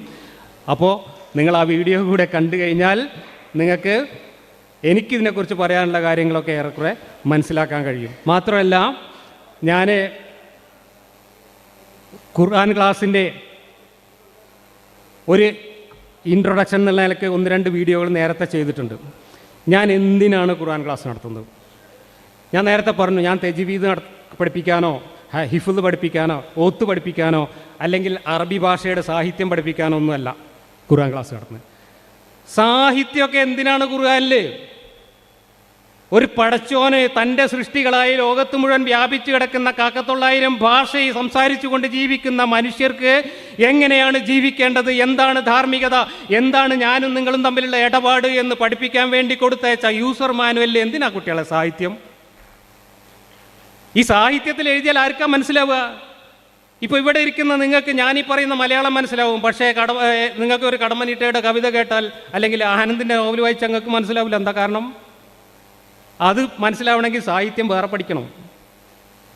അങ്ങനെ സാഹിത്യം പഠിച്ചിട്ട് സാഹിത്യകൃതികളൊക്കെ വായിച്ച് മനസ്സിലാക്കാൻ കഴിയുന്നവർ നമ്മുടെ പൊതുസമൂഹത്തിൽ എത്ര ശതമാനം ഉണ്ടാവും? 1% താഴെ ഉണ്ടാവുള്ളൂ. ആ 1% താഴെയുള്ള ആളുകൾക്ക് സാഹിത്യത്തിൻ്റെ കേമത്തരം പഠിപ്പിക്കുക എന്നുള്ളത് ദൈവത്തിൻ്റെ ലക്ഷ്യമാണെങ്കിൽ ആ ദൈവത്തിനെ കാര്യമായ ചികിത്സക്ക് കൊണ്ടുപോകണമെന്നാണ് എൻ്റെ അഭിപ്രായം. ദൈവം പുസ്തകം കൊടുത്തയച്ചത് എന്തിനാണ്? അത് ആദ്യം നിങ്ങൾ പറയൂ, വ്യക്തമാക്കൂ. ദൈവം പുസ്തകം കൊടുത്തയച്ചത് നിങ്ങൾ തന്നെ പറഞ്ഞു നടക്കുന്നത് മനുഷ്യർക്ക് ധാർമ്മിക ജീവിതം എങ്ങനെയെന്ന് പഠിപ്പിക്കാനാണെന്ന്. എന്നിട്ട് അത് വായിച്ചു നോക്കുമ്പോൾ അതിനകത്ത് സാഹിത്യത്തിൻ്റെ കടിച്ചാൽ പൊട്ടാത്ത കട്ടി കാരണം മനസ്സിലാവണില്ല. മനസ്സിലാവാഞ്ഞിട്ട് 1,900 വ്യാഖ്യാതാക്കൾ ഇരുന്നിട്ട് വ്യാഖ്യാനിക്കുക ലോകാവസാനം വരെ. അങ്ങനെയാണോ പടച്ചോൻ പുസ്തകം കൊടുത്തയക്കുക? സാഹിത്യം പഠിപ്പിക്കലോ കടിച്ചാൽ പൊട്ടാത്ത ഇനി അങ്ങനെ സാഹിത്യം പഠിപ്പിക്കുകയാണെങ്കിൽ തന്നെ അത് ലോകത്തെ ഏതെങ്കിലും ഒരു മൂലക്കലുള്ള ഒരു ഭാഷയിൽ സാഹിത്യം പഠിപ്പിച്ചാൽ മതി. പഠിച്ചോൻ എന്തൊരു അനീതിയാണത്. അറബി എന്ന് പറയുന്ന ഒരു പ്രാദേശിക ഭാഷ വാടകയ്ക്ക് എടുത്തിട്ട് മനുഷ്യരോട് സംസാരിക്കേണ്ട ഗതികേട് ദൈവത്തിനുണ്ടായി എന്ന് പറയുന്നത് തന്നെ ദൈവത്തെ കൊച്ചാക്കലാണ്. ദൈവത്തിനൊരു പൊതുഭാഷ ഉണ്ടാക്കാം, ദൈവത്തിന് ദൈവത്തിൻ്റെതായ പ്രകൃതിയുടെ ഭാഷ ഉപയോഗിച്ച് മനുഷ്യരോട് കമ്മ്യൂണിക്കേറ്റ് ചെയ്യാം. അതല്ലെങ്കിൽ ദൈവത്തിന് ലോകത്തുള്ള എല്ലാ ഭാഷയിലും ഒരേ സമയത്ത് തൻ്റെ ആശയങ്ങൾ പ്രചരിപ്പിക്കാനുള്ള സാധന സാമഗ്രികൾ കൊടുത്തയക്കാം. ഇതൊന്നും ചെയ്യാതെ ലോകത്തിൻ്റെ ഒരു മൂലയിലുള്ള ഒരു പ്രാദേശിക ഭാഷയിൽ ഒരു സാഹിത്യ പുസ്തകം കൊടുത്തയച്ചിട്ട് എൻ്റെ സാഹിത്യത്തിൻ്റെ കേമത്തരം കണ്ടോങ്ങൾ ആ മനുഷ്യന്മാരെ ബോധ്യപ്പെടുത്തിയിട്ട് ലോകത്തുള്ള മനുഷ്യന്മാർക്ക് എന്താ പ്രയോജനവും? മനുഷ്യർക്ക് ധാർമ്മികത പഠിപ്പിക്കാൻ വേണ്ടി കൊടുത്തയച്ച പുസ്തകമാണെങ്കിൽ അത് ലളിതമായിരിക്കണം. അതിൽ മനുഷ്യർക്ക് ആവശ്യമുള്ള കാര്യങ്ങൾ ആർക്ക് ഏത് ഭാഷയിൽ വായിച്ചാലും മനസ്സിലാവണം, ഏത് കാലത്തും മനസ്സിലാവണം. കാലത്തിനനുസരിച്ച് ഇങ്ങനെ പുതിയ വ്യാഖ്യാനം ഉണ്ടാക്കുക എന്ന് പറഞ്ഞാൽ അതിനെന്തിനാ ഖുർആൻ? നമുക്ക് നമ്മളെ ബുദ്ധി ഉപയോഗിച്ചിട്ട് കാലത്തിനനുസരിച്ച് ജീവിച്ചാൽ പോരെ? നമ്മളൊക്കെ അങ്ങനെ ചെയ്യുന്നത്. ഈ ഖുർആനിൽ പറയുന്ന കാര്യങ്ങളൊന്നും ഇന്നത്തെ കാലത്ത് മനുഷ്യന് ഉപയോഗിക്കാൻ പറ്റാത്തതും മനുഷ്യനോട് പറയാൻ പറ്റാത്തതുമായിട്ടുള്ള പ്രാകൃതമായ കാര്യങ്ങളാണ് എന്ന് മനസ്സിലാക്കിയത് കൊണ്ടാണ് നമ്മൾ അത് വലിച്ചെറിഞ്ഞിട്ട് നമ്മൾ നമ്മുടേതായ യുക്തി ഉപയോഗിച്ച് ബുദ്ധി ഉപയോഗിച്ച് ഇവിടെ എങ്ങനെയാണ് ജീവിക്കേണ്ടത് എന്ന് പറയുന്നത്. ആ യുക്തിയും ബുദ്ധിയും മനുഷ്യർക്കുണ്ടെങ്കിൽ 1400 കൊല്ലം മുമ്പ് ആർക്കും മനസ്സിലാവാത്ത ഏതോ ഒരു ഭാഷയിൽ കൊടുത്തയച്ചൊരു കാറ്റലോഗ് നോക്കിയിട്ട് ജീവിക്കേണ്ട യാതൊരു ഗതികേടും നമുക്കില്ല. നമുക്ക് ബുദ്ധി ഉണ്ടെങ്കിൽ ആ ബുദ്ധി ഉപയോഗിച്ച് ജീവിക്കാം. മനുഷ്യൻ്റെ ധാർമ്മികത എന്ന് പറയുന്നത് മനുഷ്യനും തമ്മിലുള്ള സാമൂഹിക ബന്ധവുമായി ബന്ധപ്പെട്ടതാണ്. ഞാനും നിങ്ങൾ ഉൾക്കൊള്ളുന്ന ഒരു സമൂഹത്തിൽ ഞാൻ നിങ്ങളോട് എങ്ങനെ പെരുമാറണം, നിങ്ങൾ എന്നോട് എങ്ങനെ പെരുമാറണം എന്ന് നമുക്ക് മനസ്സിലാക്കാൻ നമ്മുടെ ബുദ്ധിയും യുക്തിയും അനുഭവ പാഠങ്ങളും അതിലൂടെ നമ്മൾ വികസിപ്പിച്ചെടുത്തിട്ടുള്ള ആധുനിക മാനവിക മൂല്യങ്ങളും ധാരാളം മതി. അതിൻ്റെ 16 അയലത്ത് കൊണ്ടുവെക്കാൻ പറ്റുന്ന ഒരു വാചകം പോലും നിങ്ങൾ ഈ പഠിച്ചവൻ്റെ പുസ്തകത്തിൽ കാണാൻ കഴിയില്ല. എന്താ കാരണം? ഇത് പഠിച്ചോൻ്റെ പുസ്തകമല്ല. ഇത് 1400 കൊല്ലം മുമ്പ് ജീവിച്ച, എഴുത്തും വായനയും അറിയാത്ത, കാര്യമായ ധാർമ്മികതയൊന്നുമില്ലാത്ത ഒരു നാടോടി മനുഷ്യൻ്റെ തൊള്ളപടായി മാത്രമാണ്. അതുകൊണ്ടാണ് ഈ ഗതികേട് ഈ മതത്തിൻ്റെ ആളുകൾക്ക് വന്നുപെട്ടത്. പക്ഷെ മതം എന്ന് പറയുന്നത് ഒരു യാഥാർത്ഥ്യമാണ്. ഒരുപാട് മനുഷ്യർ ഒരു സ്വത്വബോധം ഉണ്ടാക്കി ഒരു സമുദായം എന്ന നിലക്ക് ഈ മതത്തെ പേറിക്കൊണ്ട് നടക്കുന്നത് കൊണ്ടാണ് ഇതിനെങ്ങനെ പുട്ടിയടിച്ച് നിലനിർത്തേണ്ട ഗതികേട് നമുക്കുണ്ടായത്. പക്ഷെ ആധുനിക മനുഷ്യൻ അങ്ങനെ ഗോത്രങ്ങളിൽ ഒതുങ്ങി ജീവിക്കേണ്ടവരല്ല എന്നതുകൊണ്ടാണ് നമ്മൾ ആഗോള മനുഷ്യർക്കൊരു മാനവിക ധാർമ്മിക സങ്കല്പം മനുഷ്യരുണ്ടാക്കിക്കൊണ്ട് അതിനനുസരിച്ച് ലോകത്തെല്ലായിടത്തുമുള്ള മനുഷ്യർ ഇന്ന് മനുഷ്യരായി ജീവിക്കണം, മാനവിക മൂല്യങ്ങൾ ഉയർത്തിപ്പിടിച്ചുകൊണ്ട് ജീവിക്കണമെന്ന ആശയം നമ്മൾ മുന്നോട്ട് വയ്ക്കുന്നു. അതാണ് നമ്മൾ ഈ കാറ്റലോഗ് വലിച്ചെറിഞ്ഞിട്ട് അതിന് പകരം മുന്നോട്ട് വയ്ക്കുന്നത്. അത് പ്രശ്നാധിഷ്ഠിതമാണ്. ഓരോ വിഷയങ്ങളിലും നമുക്ക് യുക്തി ഉപയോഗിച്ചുകൊണ്ട് നമുക്ക് പ്രശ്നപരിഹാരം കാണാൻ കഴിയും. അതിനൊക്കെയുള്ള കഴിവ് മനുഷ്യർക്കുണ്ട്. ആ കഴിവുള്ളത് കൊണ്ടാണ് മനുഷ്യൻ ഒരു പരിഷ്കൃത ജീവിയായിട്ട്, ഒരു സാമൂഹ്യ ജീവിയായിട്ട് ഇവിടെ വികസിച്ചു വന്നത്. അതുകൊണ്ട് നബിക്കും അള്ളാഹുവിനും കാര്യമായ വിവരമൊന്നും ഉണ്ടായിരുന്നില്ല എന്ന് മനസ്സിലാക്കി, ആ വിവരം കൊണ്ട് ആധുനിക മനുഷ്യർക്ക് ജീവിക്കാൻ കഴിയില്ല എന്ന് മനസ്സിലാക്കി നമ്മൾ ആധുനിക മനുഷ്യൻ്റെ മാനവിക മൂല്യങ്ങൾ എന്താണ് എന്ന് തിരിച്ചറിഞ്ഞ് മനുഷ്യരായി ജീവിക്കുകയാണ് വേണ്ടത്. അതിൻ്റെ ഒരു സംസ്കാരമാണ് നമ്മളിപ്പോൾ നടത്തിക്കൊണ്ടിരിക്കുന്ന ഈ സംവാദം പോലും. കാരണം ഇത് ജനാധിപത്യം സംഭാവന ചെയ്തതാണ്. നിങ്ങൾ ഏതെങ്കിലും ഒരു ഇസ്ലാമിൻ്റെ രാജ്യത്ത് ഒരു ഇസ്ലാമിക ഭരണകൂടത്തിൻ്റെ കീഴിൽ ഇതുപോലെ എനിക്ക് നിന്നുകൊണ്ട് ഈ മതം പൊള്ളയാണ് എന്ന് സംസാരിക്കാനുള്ള സ്വാതന്ത്ര്യവും അവകാശമുണ്ടോ? ഒരിക്കലും ഉണ്ടാവില്ല. എൻ്റെ കഴുത്തിന് മുകളിൽ തലയുണ്ടാവില്ല. എനിക്കിവിടെ അത് പറയാൻ കഴിയുന്നത് നമ്മൾ ജീവിക്കുന്നത് ഭാഗ്യവശാൽ ഒരു ജനാധിപത്യ രാജ്യത്തായതുകൊണ്ടാണ്. ജനാധിപത്യം എന്നത് നിങ്ങളുടെ ഖുർആനിലോ ബൈബിളിലോ ഏതെങ്കിലും ദൈവം കൊടുത്തയച്ച വെളിപാട് പുസ്തകത്തിൽ നിന്നോ കിട്ടിയ മൂല്യമല്ല. അത് ആധുനിക മനുഷ്യൻ സ്വതന്ത്ര ചിന്തയിലൂടെ വികസിപ്പിച്ചെടുത്ത മൂല്യമാണ്. ആ മൂല്യമനുസരിച്ച് ജീവിക്കണമെങ്കിൽ ഈ വൃത്തികെട്ട കാലഹരണപ്പെട്ട ജീർണിച്ച വാറവലക്കെട്ടുകളെ പെറുക്കിയെറിഞ്ഞ് കാലത്തിൻ്റെ കമ്പോസ്റ്റ് കുഴിയിൽ നിക്ഷേപിക്കേണ്ടതുണ്ട്. അത് പറഞ്ഞ് മനസ്സിലാക്കാൻ വേണ്ടിയിട്ടാണ്, ഇത് കാലഹരണപ്പെട്ടതാണ് എന്ന സത്യം ഈ സമൂഹത്തോട് വിളിച്ചു പറയാൻ വേണ്ടിയിട്ടാണ് ഖുർആൻ ക്ലാസ് നടത്തുന്നത്. ഖുർആൻ ക്ലാസ് എല്ലാവരും കേൾക്കണം. അയ്യോ